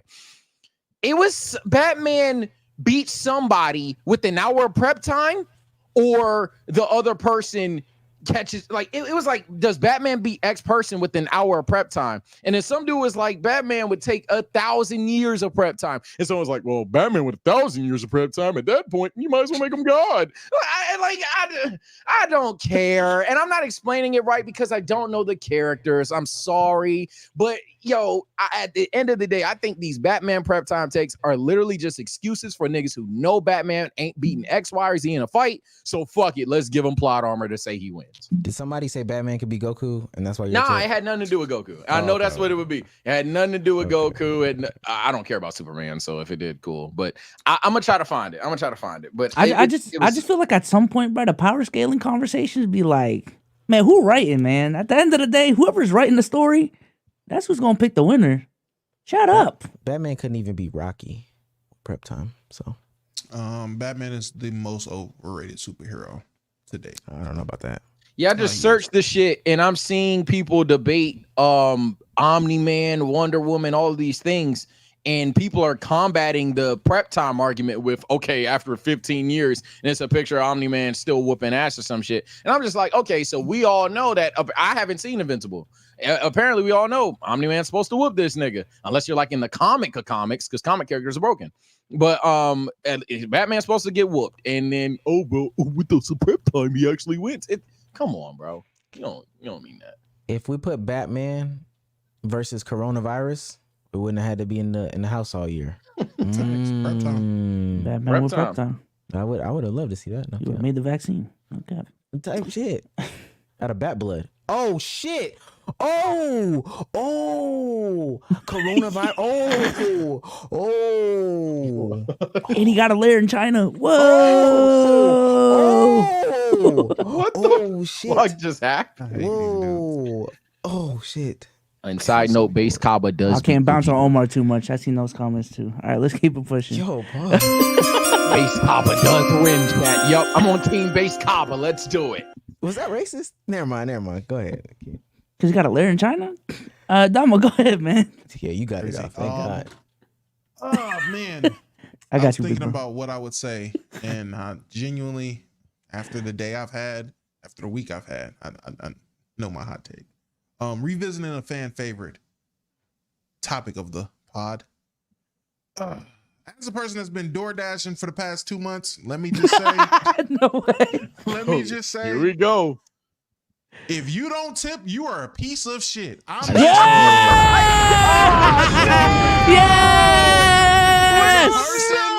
As a person that's been DoorDashing the past 2 months, if you do not leave a tip at all, fuck you, and I hope your next dasher eats your food, nigga. No cap. I am so sick of picking up niggas' orders. I gotta drive 10, 15, 20 minutes across town. Find out you live in some gated fucking community, big ass house, basketball goal. Niggas got Lexuses, Rovers, all this shit in the driveway. And my order was $2. I hit settings, and motherfucker, you ain't leave no tip. On top of that, yesterday, I go a nice little community, nice little neighborhood, fat ass house. I pull up. The order was $3. I'm like, all right. Maybe niggas giving cash tips, because that's a thing. Walk up. Classic looking white man walk out with khakis, no motherfucking socks and shoes, and a polo. This nigga gave me sparkling water and Reese's Pieces. I almost faked this nigga. Trick or treat. Look, I don't know. Listen, as a person that didn't know on the other side, back in my days of not tipping, I wasn't shit. I said that then and I changed my ways. I would throw a cool little $2.50, $5, all that. Now that I know how this shit works, let me tell y'all, I'm gonna break the fucking fourth wall. DoorDash really don't pay shit. Them niggas actually pay you $2 to $3 an order all the time. Niggas are, I thought they was bullshitting. Niggas really are only making money off of tips. So if your broke ass don't got $5 to give to a nigga for getting your food, walk your big goofy ass to get your food, or go get it yourself, nigga. This shit is crazy. That's my Let's take, go! Nigga. Tip, you not shit. I hope your girlfriend cheat on you. I hope your mom tell you you adopted. I hope all your children know nothing but heartbreak in their love life, nigga. You're skull of the earth. Big facts. Shouts out to Rusty, man. Yes, sir. Yes, sir. You can come back on, man. You turn tides. Shit is crazy. Rusty. And real quick, before I'm about to pull the chat up now, before I hear niggas ain't about to gaslight me in the tipping, you're broke, nigga.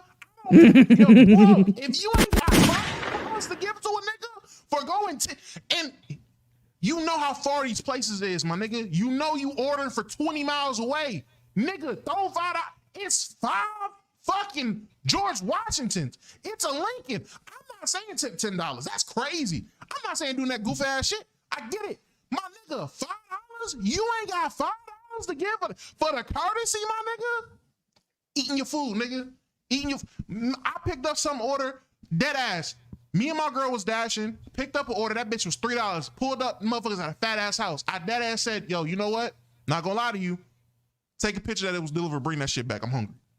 Take a picture of it. Bring it back. Don't give them their shit. She was like, nah, we can't do that. I said, you got me fucked up. This is crazy. We didn't do it though. I gave them their shit. I wouldn't do that. I'm about to say DoorDash listening now. I'm about to say, yeah, no, I wouldn't actually do that. I was just speaking out of anger. Now I understand them clips on Twitter of motherfuckers like, $2? Yeah, I get it now. Because I promise you, there's been a plethora of times I was ready to toss nigga shit. But I'm like, you know what? Good karma. Let me just, hey man. You know what? You know what I think would be fire MVP content? This would be like a new tier content. Sage, we DoorDash for a day? No, Sage DoorDash for a week. Tipping is fine. Tipping is fine with me. Sage, I want you to door an hour and a half every day for a week, and let's see if your stance changes. Oh no, me, my stance. You been complaining about your DoorDash drivers too. I know why now. I believe that that DoorDash is, they hardworking people. I believe that DoorDash they deserve everything that they get, man. Shout out to DDs, if you will.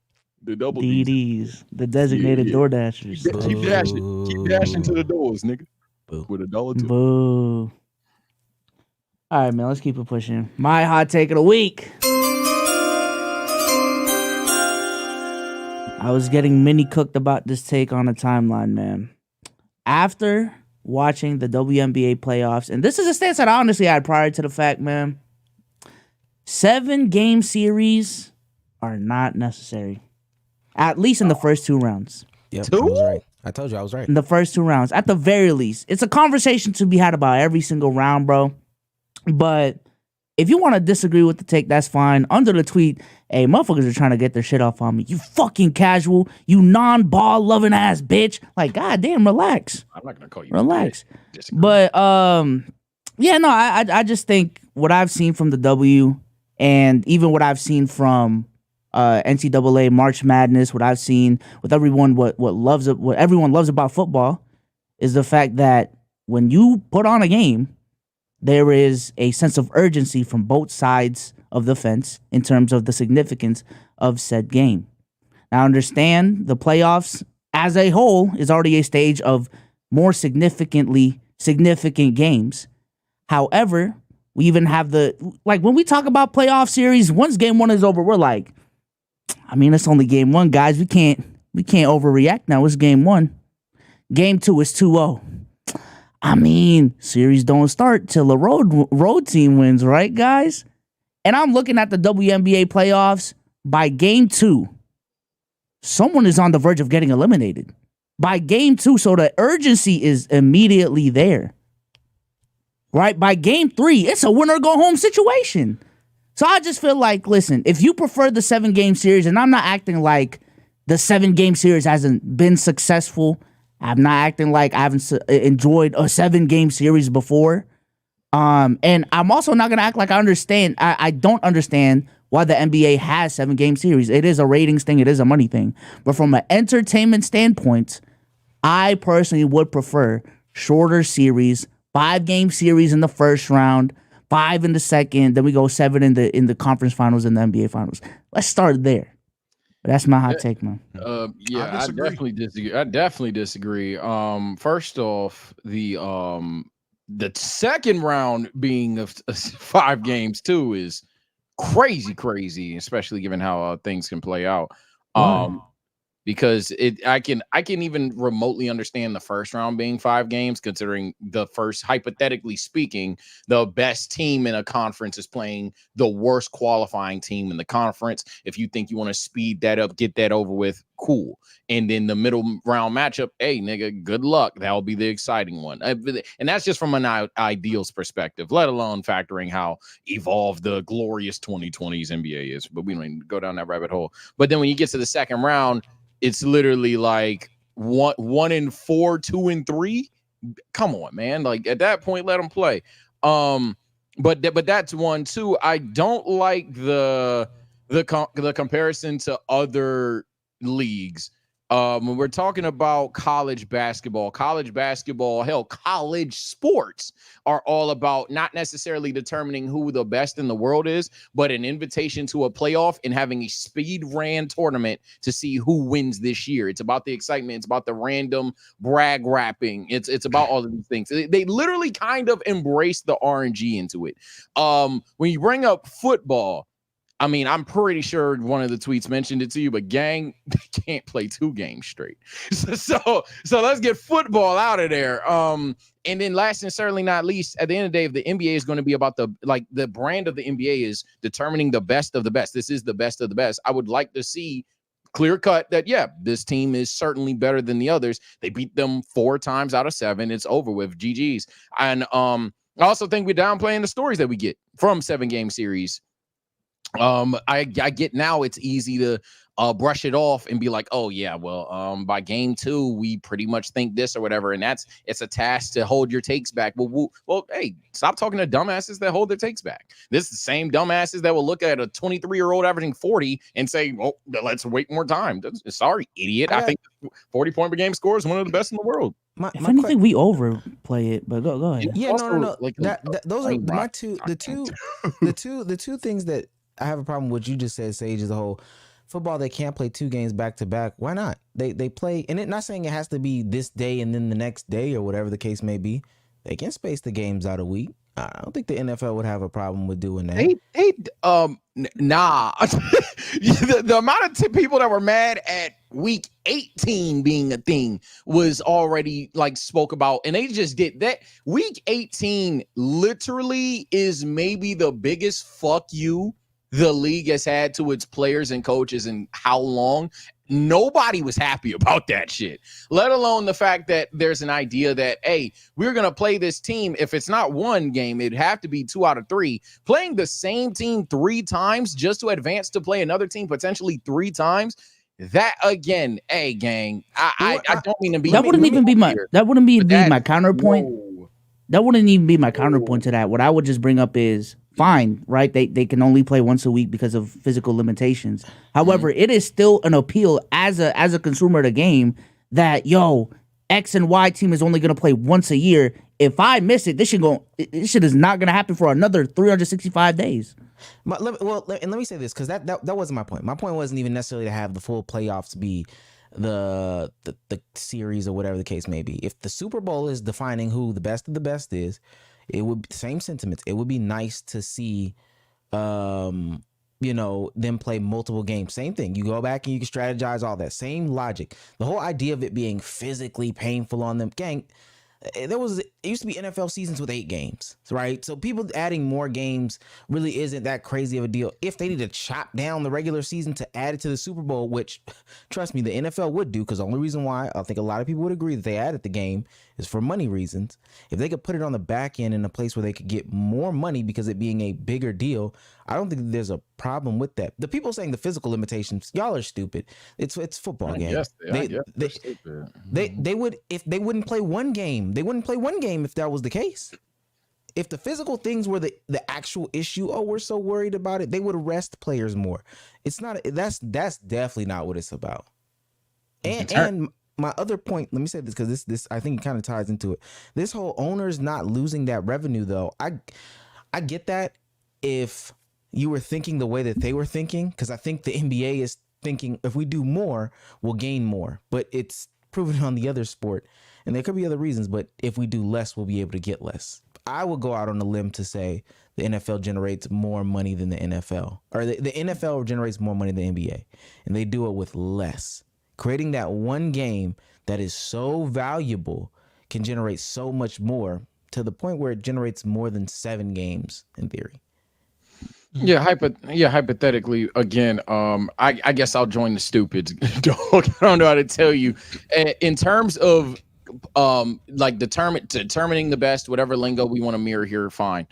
at the end of the day, if it's a possibility to achieve a champion in the shortest amount of games played, the NFL should do and continue to do that. There's no reason they need to go out there and not only risk leg injuries, but hell, there's been endless rules changes to head contact because everybody makes CTE jokes and shit, but like these niggas are dead getting concussions at crazy fucking rates here. Like, my God. So, yeah, I guess we'll forever agree. Wait, that makes me an idiot. Cool. No. Listen. We agree on that point. They should cut down regular season games too, right? You saying the NFL playing more? That's too much. Yeah. The NFL. Yeah. I mean, in terms of I don't know why they added dead week 18. I mean, that's we what do I'm know saying. why, but nobody's a fan of that outside of NFL fans, but not NFL fans. Literally, people that play Madden and look at these niggas as like non-humans. Like nobody. When we heard that shit, at least in my group chat, we were like, oh, they're trying to kill people out there. Like let alone the fact that in the playoffs they play harder. So that's another thing as well. Like literally, we can't have these stigmas about all these other sports. And when in the playoffs, when the game slows down, in the football playoffs, niggas is taking heads off because gang, what this fine going to do if I'm raising the Super Bowl? Right? But even and I know Domo may want to chime in. Even to the point, we take that one game away, they have 17. Back when OJ and them used to play, it used to be 14 games. Take it all the way down. But at least there's a normalized standard now. We're talking about making an adjustment here. If you want to take away more games, fine. I don't necessarily detest that. Is at some point though, we do need to see a body of work to determine who qualifies for said tournament. We can't be overly obtuse here just to prove a point. We can't have a 4-game season just for the fucks of it. We can't have the Steelers only play the Browns, Bengals, and Ravens. Best record of the division. If there's a tiebreaker, I'll be clear. I'm not even saying be that extreme, especially if there was a history with the records being set at 14 games. Let's always keep it at 14 games. And if you want to expand some more in the postseason, that's fine. I think the whole conversation, first of all, let me be clear to the people in the chat that think that I'm saying this. I think it should be one game. I agree with Bezos. I also think that the NBA should go to probably like a 1-game model, especially for that first round. This whole concept of them trying to come at him about in football, they can't do more games. I can guarantee you in the next 5 years, there's probably going to be a conversation about adding another game, gang. With all the money that's coming into the NFL, they're probably going to say, you know what? Let's do another game so we can get more money. And the players predicting that 18 is going to be treated like a crazy rest week because a lot of seasons are over by week 17 anyway. That's why I'm so shocked they did it. And I agree, but again, if the money make the world go around, they're gonna add another game. Like in our lifetimes, I would not be surprised if they bumped it up. To be honest with you, 3 games. And somebody who was born in the 70s lifetime, they've bumped it up 4 more games. So I don't think that that's a crazy thing to think. It's not about the health. That's not what's important. To be honest with you, we care about it. They don't give a fuck about that shit. Mm-hmm. I'll let Domo go because Domo's been waiting. Oh yeah, I have no dog in this race on the football conversation. I just wanted to say I disagree about lowering the 7 games. I'm on the opposite end, man. Make that bitch 9. Oh my God! Brother. Okay, why? Let's really get the strategy out. You really want to know who the better team? Add 2 more games. Best of 5 is nasty. It's not even like. I get your point. I disagree with that as well. Sometimes, by the way, me personally, I think it's too many chefs in the kitchen right now. The NBA is fine. I think the best of 7 series has definitely been working for them. Game 7s are at this point an iconic staple to basketball. Yes, there's other products working better with the single game elimination, best of 3, whatever. But to take away game 7s from the NBA, in my personal opinion, would be a horrible decision. To then add a game 9 and 5-0 sweeps. The new game 7 would just be game 5, though. That's my thing. Everyone's like, oh, but the 7-game series, we wouldn't get LeBron. No shit, Sherlock, in a 5-game series, you can't come back from 3-1. No shit. That's definitely a no shit Sherlock moment. To that, I would say, ultimately, again, I don't think there's a real reason to deduce it outside of instant gratification. I think there's nothing wrong with the format of, all right, we're going to do a best of 7 because, hey, if this team was able to beat you 4 times out of 7 games, the odds are they're the better team and they can move on. Injuries in basketball. What's wrong with 3? What's wrong with 3? Because I mean, it's been shown throughout history. That's another thing. We're not in NBA Xenoverse where we're going to start it as game 5s and keep moving on. The fans that you're kind of downplaying right now, they have a point. I hate to just be that guy. If we have seen game 6s and game 7s completely switch the totality of series, the idea that we should now remove those things doesn't make sense. Do you understand the domino effect of all the drama, whatever? Maybe you want the negative views or whatever, but do you understand? You're talking about the records and shit? Is that what you're talking about? No. Hold on. Well, do you understand that, like, if you take away game 6 and 7, every team that wins 3-2, everyone's going to be like, but they wouldn't win the 7-game series, though. Or like every 2-2 series where people are going to be like, all right, this is where the coaches play. This is where we find out, do they get the 2-0? Is it going to be a 1-1? Is home court advantage going to be all that? Yeah, sure. Oh, well, hypothetically, that would just be game 5. I understand that. Nobody's missing that. But we've already seen game 6 and 7. To remove that is kind of literally just telling the fans, we're just trying to get instant gratification here. And it's not necessarily a fuck you, but if anything, I would argue it's lazy. But people are already getting the what ifs off regardless. They got it off last season. But when most 7-game series are determined by the end of those things, unless injuries are out there, of course, that will be a thing in your world as well. People don't have these what ifs on a team that won a 7-game series. Logically, they wouldn't. Most of the time, they just move on and be like, okay, they're the better team. Ultimately, logically, they wouldn't remove it. It's just something that B Souls would want to see. I just don't like these people. They're not adding another game. There's injuries and stuff like that. That's what they said that at 17. They said that at 16. They said that at 14. Like the people having these I feel like are obtuse conversations, as if capitalism won't capitalize. They'll add the game if they want to. Fuck, nigga, put that helmet on and get out there. Yeah, it would take players, and in terms of the NFL, I do think players would have a fucking fit at 19. So that's an interesting conversation. I'm not saying Omar is ridiculous for believing that the idea of a week 19 or even 20 won't happen. That's probably already been discussed. But I would easily say, players. He's saying Omar, no, they didn't. Sage literally just told you how him and his group chat were saying, another game. This is like niggas did say that. I was there too. Niggas wasn't rocking with week 18. When week 18 dropped, I'm telling you, we was all like, damn. Maybe if we were in high school, maybe we were in middle school, we'd be happy. Once you realize that Saquon Barkley's a human, that nigga got to play behind the Giants O-line another game. What the fuck? But then they obviously got treated.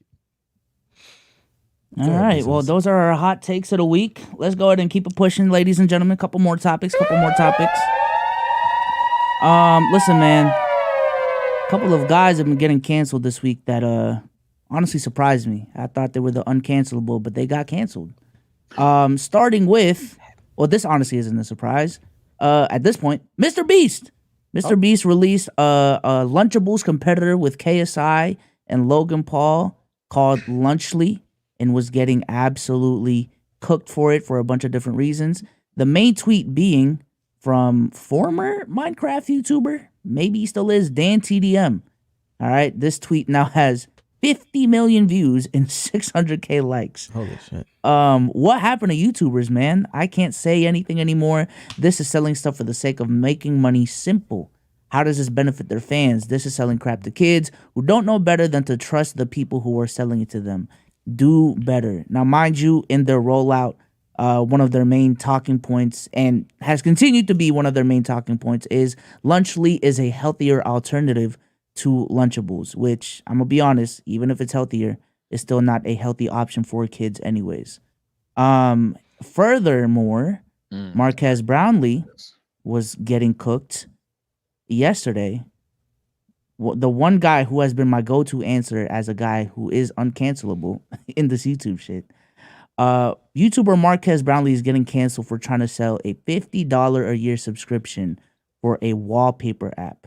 Yes, you heard that right. You create an app just for wallpapers. There's a free version, but for Panels Plus, it's $50 a year. So there's been a big conversation this week about YouTubers and content creators selling products.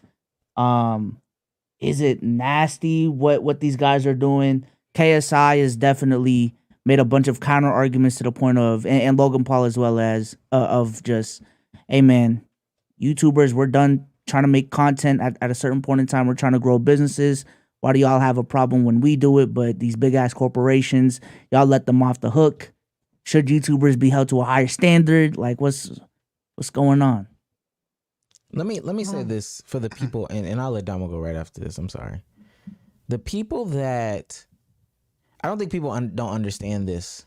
Like, one, content creation is a passion, but two, once you grow big enough to brand yourself, you should probably take advantage of that.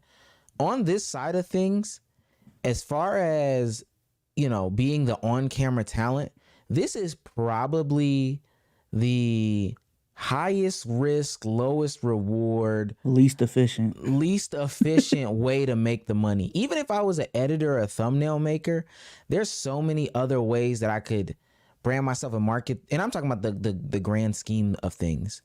There's so many other ways that I could brand myself or do different things that could set me up in a position to win. But specifically being on this side of the camera, this is so inefficient to do. So if you have the opportunity to brand yourself, I say take it. Now, some of these folks are misleading. I just want to talk about the general topic. Them being misleading and stuff like that, that's a whole nother thing in and of itself. But truly, I don't need... Does anybody up here know? Because I don't even really know the answer for it. Do you know how much one view is worth? Like, let's say you have an 8-minute video. They watch the whole thing. How much is one view worth? The bloom? You could probably backtrack it from the RPM, but I don't know off the top. Yeah, I'm about to say I would have to. I'd have to really clock in. Because RPM is per 1,000 views, so whatever your RPM is, just smooth a decimal. Yeah, move a decimal but 3. But like, so it's probably like an eighth of 10 cent. I don't know. It's a crazy small number. It's not, no, and somebody's gonna say $1. It's not a full dollar. It's not It's a fraction of a cent. It's a fraction of a cent. It's a fraction of a cent. Same thing with the stream.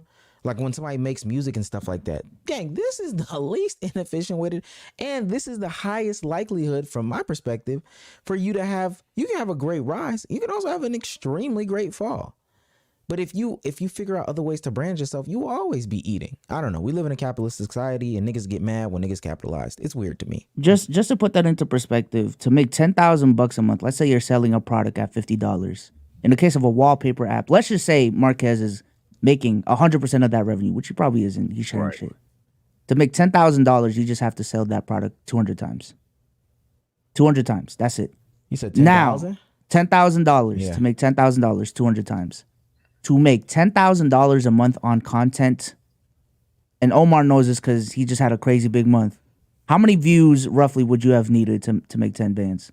Like 4 mil off your? I need 4. I need 2 more. No, not 2 more million. I probably need, probably like $1.5 million more. $1.5 million more. So let's just rough estimate that at like what, 4 mil.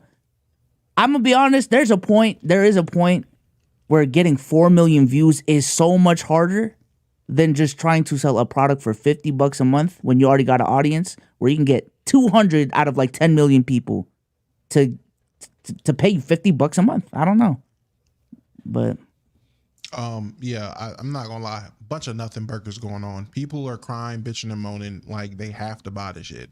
If you don't want to buy Mr. Beast Lunchables, nigga, don't. If you don't want your little brother or little sister or your child eating Mr. Beast Lunchables, don't buy it. But to act like these niggas are the devil for putting out the product that's a competitor to Lunchables, something niggas have been having for decades now, is just, it's pure boredom. Pure boredom. When I seen Marquez Brownlee getting canceled, quote unquote, for the wallpaper app that has a free version, and nigga, you don't gotta, if you don't want to pay $50 for a wallpaper app, then don't. One, in his explanation of it, he said the app will be developed to do more things. So it's not just going to be a wallpaper app forever, apparently. But whatever it is, even if it turns to a damn streaming service, you don't gotta buy it. Man, what are we talking about? No one's forcing you to get this. You can go about your life, go about your day without buying this product. You can literally walk. I do this shit with Prime all the time. I see it, like, Prime bottle. And what the fuck? You walk past it, yeah. Like, what? I'm not drinking that shit. I'm not gonna eat. I might try the Mr. Beast Lunchables. I still buy Lunchables, but I might try it. But other than that, man, you can just look at it and be like, oh, YouTubers on the come up, and then keep pushing, going about your day, gang, and go buy the other shit you was gonna buy from some other corporation ran by some 60-year-old white man. Like, what are we talking about? Like, y'all are genuinely okay. This is what kills me. People will get up in arms and mad that these people we've seen come up from gaming, from doing vines, from literally counting to 1 million while they're watching Naruto. People we've seen from humble beginnings. We see them get to this point where they put these products out, they make these businesses and brands, and we call them evil. But you have been supporting Doritos your whole life. You don't know who owns Doritos. That nigga was at the Diddy party getting Diddy juice, and you were supporting him. You don't care. You ain't never thought who was behind Gatorade, nigga. But you buy it. You gonna drink that shit. But you care about Feastables? Shut up, bro. It's because they can see. It's because they can see crazy. who's behind it. They know. I'm telling you right now, bro, before Sage goes, out of all the things to complain about of things we can and cannot buy, bro, wallpaper apps and Lunchable competitors is at the, bro, as a motherfucker who tried to buy a house this year, oh my God, bro. Jesus fuck. As a guy who got prescription medication today and asked what, just out of curiosity, what it would have been out of pocket if I didn't have insurance. Oh my Lord, God, nigga, I just went through but we're complaining about Lunchables? Man, shut the fuck up, bruh. Yeah, hey, Domo. No, first of all, AB So's retweet on the fucking insurance thing. And Domo, you know it's crazy? You talk about chips and Doritos. That nigga Quavo gave you a song about chips with a dab of ranch and you bought it. Look, man, at the end of the day, I think this is definitely a lose-lose situation. Obviously, we're creators, so this is easily going to be, I can see this turning into a biased perspective. Gang, I promise you it's not. But I think it's such a lose-lose because we have these conversations all the time about, hey, yo, when are you going to hang it up and what's your pivot and other things like that? And I don't know about you, but if I was going to start a do-rag company, I'd tell my viewers, and I don't think I'm an evil person for doing that, but then someone can easily manipulate that into being, oh, you're trying to take advantage of your younger viewers that are going to be horny to buy your do-rags. But then it's like, wait a minute. How young are these niggas that actually are swiping the card though? And I'm not saying that there's not not to have like an NBA to streamies argument here, but I'm not saying there's not like 10-year-olds that aren't potentially super chatting and gifting and things like that. But I just want to again consider who the fuck would be driving to Target buying the TSO do-rag, or in Mr. Beast's case, who the fuck is actually the one driving to fucking, I don't know, Target and getting the Beastable, Lunchable thing or whatever the fuck. Like, if these are all just a bunch of little nigglets running around and they're like, oh shit, Mr. Beast, oh shit, Kai got a bust down Rolly, let me get that too. Okay, fine. You got a point, niggas might be pulling puppet strings, fine. But even then, one, natural selection, two, I just think it's so unfair, at least disingenuous, to sit there and get mad at people for promoting a product on the highest possible level that they could promote it. So unless we're saying that we want these people to promote it at the lowest level possible, and maybe there's a sense of individuality there if they do it that way, but unless we're saying we want people to promote TSO health insurance offline entirely, dang, they was gonna lose regardless. Either you was gonna call them stupid, you was gonna say there's no reason I'm buying your shit, or oh my God, you're selling this shit to your audience. They was gonna lose. It's a lose-lose. Can I just add real quick? You niggas didn't care when 50 Cent had vitamin water. You niggas don't care about rap snacks. But we are about to bitch about Beastables. I can't stand you new niggas. I can't stand this new wave of the internet. I can't. And I'll say this. I don't mind people being critical of the actual product. Absolutely. Like I don't mind that. Yep. I think to me it's the concept though, because this seems to be like a continuous cycle of people complaining when content creators do this. So I want to ask y'all, because when I think Pepsi or maybe it was Coke just came out with Oreo flavored Coke. So when a brand puts out bullshit, nobody cares. Like literally, they don't care. It is what it is. Even I saw a taste test, and somebody, the dude tasted it. He was like, "Yeah, the Oreo flavored Coke just tastes like Coke." But so nobody cares when it does this. But when it happens with content creators specifically, that's when people have a problem. My theory is that it's because they can see the face. Right? Cool. However, there's a difference when like a rapper does this or a wrestler does this versus a content creator. So I want to know from y'all, why do you think that there's a difference when, like Domo said, 50 Cent puts out a vitamin water, or Saweetie puts out her ramen noodles, or I don't know what's the chosen one wrestler? Wrestler Sage. I don't know all the wrestlers now. Roman Reigns. Oh my God, I got it right. Shoes, right? Yeah, Roman Reigns do got some Jordans. If Roman Reigns has his own line of shoes, why is that different reception than when? Oh, Jalen Brown just made his own shoes, like literally. Totally different reception. Why is that a different reception than when Chris Smooth puts out, I don't know, a backpack? Because the respect levels that people get, the respect factor of a content creator versus these other people. We can all acknowledge that content creators have gotten more respect from when we were younger in high school, middle school, whatever it was. But still in the public eye, in the mainstream, and whatever it is, there is still a perception of what a content creator is versus who these celebrities are. So they still have there's still a ways to go. Like, yeah, we can sit there and say Casanat's bigger than Cole Anthony, but that's fine. But when Casanat come out pushing Sanatables versus Cole Anthony pushing whatever product he's trying to push, they're going to look at Kai like, that's fucked up, gang. You know them kids is watching you, but no one cares about all the kids is watching Cole Anthony play basketball that he's pushing this shit onto too. It's just a perception thing, which is super weird. Super weird. I'm going to take a victory lap here. I already told you niggas that the content creator is becoming the most disrespected occupation. Niggas thought I was yapping. But furthermore, I'll say this. If I must play devil's advocate, sure. If fuck it, let's take Prime as example. If Prime is telling you, oh yeah, this shit'll give you wings. This shit is like the #1 healthiest uber duber drink in the world. And then you Google up the product and it's like rat poison. Okay, fine. You got me there in the sense of, all right, cool. Let people know, yo, this product is bullshit.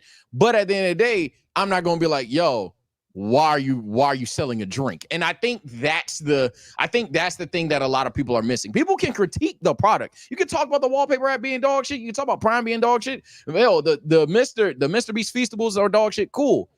At the end of the day, the outrage of them doing it is what it's become. And that is, again, such a lose-lose for them. But if they're selling bullshit, you can call out the bullshit. I ain't got a problem with that.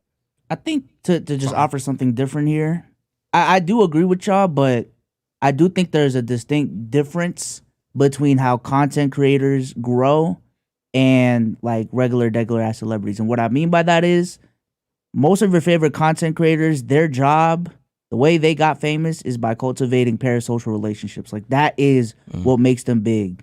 That is what makes Kai, Plaque Boy Max, all of these dudes as big as they are, is the fact that they grinded and built the community and all these different things. But like Beyonce or I don't even know, Saweetie, like I understand Beyonce has a beehive, but even like when like they knew her from music. They knew her from music, word of mouth, all that different shit. It wasn't like a community that she cultivated day in and day out. Her content is daily vlogs, letting these people into to her life and all of these different things. So also they get to hide behind the industry. Low key. I'll say this before we get off this. I think this is part of the reason why at least I'm very critical when people ask us about merch.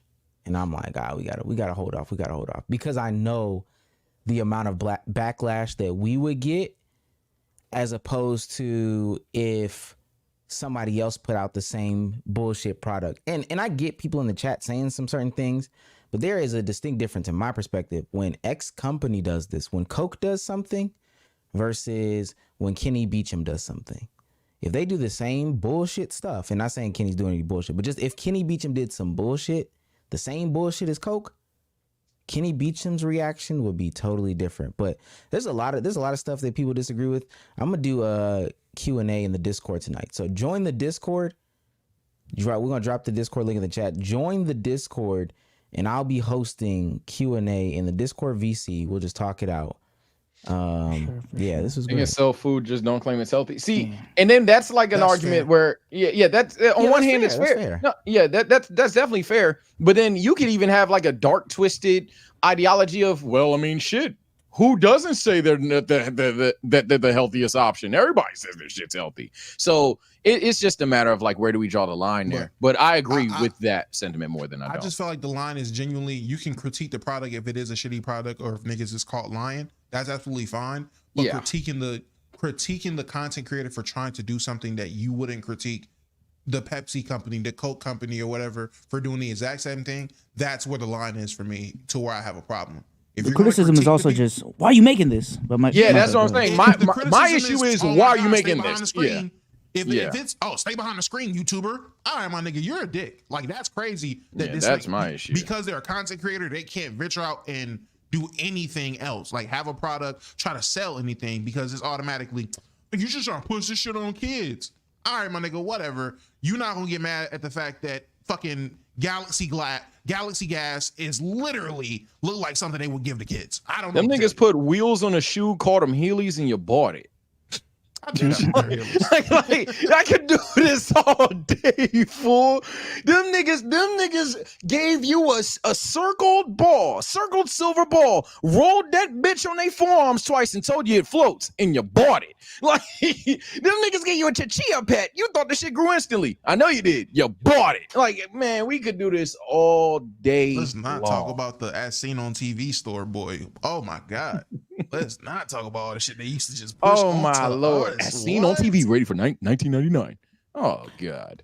All right. With that being said, that's gonna close it off. This is definitely one of our longer pods. Long ass motherfucking. We didn't even talk about everything, man. W pod. We not talking about everything.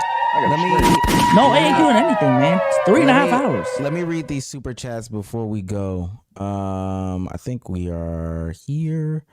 V2 Key. You didn't read that one. Just shucking and jiving for $9.99. We appreciate it regardless. Appreciate it. Yeah, don't do that. Shout out to Alizar56 for becoming a member for a month. Oh, Ali. Ali. Is that Ali or is that a different one? No, that's Ali. All right. Well, what's good, Ali? I hear from you in a minute. Shout out to King Takamo for $4.99. I don't know what that was. That was crazy, right? Says, my glorious King Domo, who is your sparking zero starting five? He said it already. You already said it. Yeah. Okay. Joe B says for $5. Shout out to Joe B for the $5. Feels like ESPN and the NBA are mirroring each other in how they are trying to appeal to the casuals. I disagree, but okay. No, the NBA is trying to be advanced. King Takamo for $4.99 says, not gonna lie, I did Uber Eats for 8 straight hours and only made $78. Used $60 to fill my gas. I feel you, Domo. Ooh. Hey, them man sitting there trying to calculate. All right, if I put 15 I don't like driving in the tank, how much do I got to make? Oh my God. Yeah, that's the treacheries of it. And last but certain, sorry too.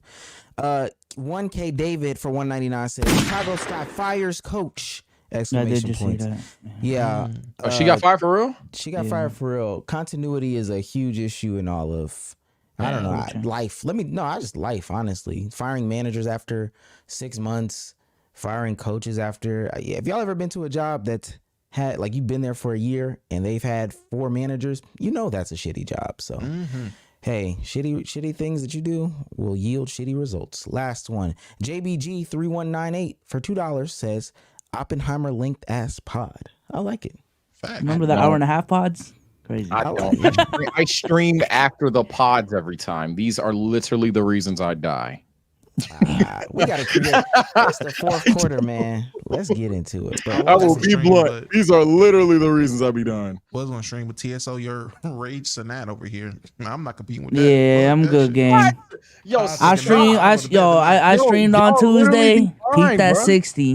All right, man. Looked at the chat Spaghettini right there. Okay, they think you the NFL. They think you the NFL. Sage. Yeah, you the NFL, man. You okay? I be NFL. I know he the NFL. I've done the numbers already. Same. Y'all streams are literally stream when y'all want to stream, man. Do y'all, bro. I want to stream when you not streaming. Facts. Type that's shit. when I want to stream. When you're not live, Gango. That's so let us know. Let us know. Bro. I'm streaming in the mornings from now on. Catch me at 8 a.m. That's what Domo went to YouTube. No cap. Yeah, facts. I fell off Twitch. I'm like, you know what? You got me there. All right, man. Let's go ahead and do our outros. Omar, say goodbye to the people. People, I will be in the Discord right after this. We'll be having some Q&As, debates, all that stuff like that. You can join the Discord. You can tap into the general VC and general chat for free. Just click that link. New video just came out. Watch them. We're on a historic run right now. And last but not least, I'll be streaming tomorrow on my personal YouTube channel. If you disagree with anything that I said in the video, tap in if you disagreed, and we can have a conversation about it. Fuck. All right. Say goodbye to the people. Y'all are bored. Shout out to the people, man. Shout out to the chat, man. You know, shout out to the brother segment and everything. I think this was a great podcast. Furthermore, I am going to be streaming. That is correct. We got to start the Boo Saga. The Sparking Zero stream is 95% confirmed. I'm going to keep announcing it because I got to promote it. I'll be, when Sparking Zero drops, I will be streaming that bitch until I beat the story. I will sleep on camera, do what we got to do. Furthermore, the Boo Saga upload, the Cell Saga upload is literally right now. The Boo Saga one, you ain't seen it unless we beat it. So we're gonna see if we can beat the Boo Saga, or at least make a good way in there tonight. After that, of course, we might probably watch One Piece, knowing how you niggas get down, and then we'll have a couple more reactions. Should be a good time, but I will eat first. So see you around 12 to 30. Domo, say goodbye to the people. All right, Chess being my favorite next night. We will be back. Shit, I thought tomorrow, but I'm not competing with that nigga either. Stop. Bro, you can stream when you, bro. Some of these niggas don't want to watch anime. It's not about can. It's about when should you. These niggas don't. Some people in the chat, bro. You think I want to compete with you tonight or Keep it a buck told me that I'm a cornball and that they don't watch anime and wrestling and all. Let me tell you. That's just a loud minority as a fact. As a motherfucker that's hit that go live button at the same time you've been streaming Mr. Wrestling and Anime, them niggas lied to you because the lucrative niggas are in there. I promise you. Don't worry about it. Hey, chat, y'all will see me Saturday when these niggaboos are not streaming because I need all the monions. What? I can't make you stream, chat. I tried. As far as myself, I'll be on the lookout, man. I'll see who's streaming, who's not. I'll be on the lookout. It's crazy. Yeah, I'll be on the lookout, man. That's my streaming schedule. Nah, he good, man. Yeah, I am streaming when I want. Yeah. With that being said, we'll catch y'all on the next one. There'll be 3.5 hour pod. I'll be in the Discord as well. Just chilling with Omar, playing Valorant in the background, muted. And I'm out of here, man. Peace. He said muted. Peace.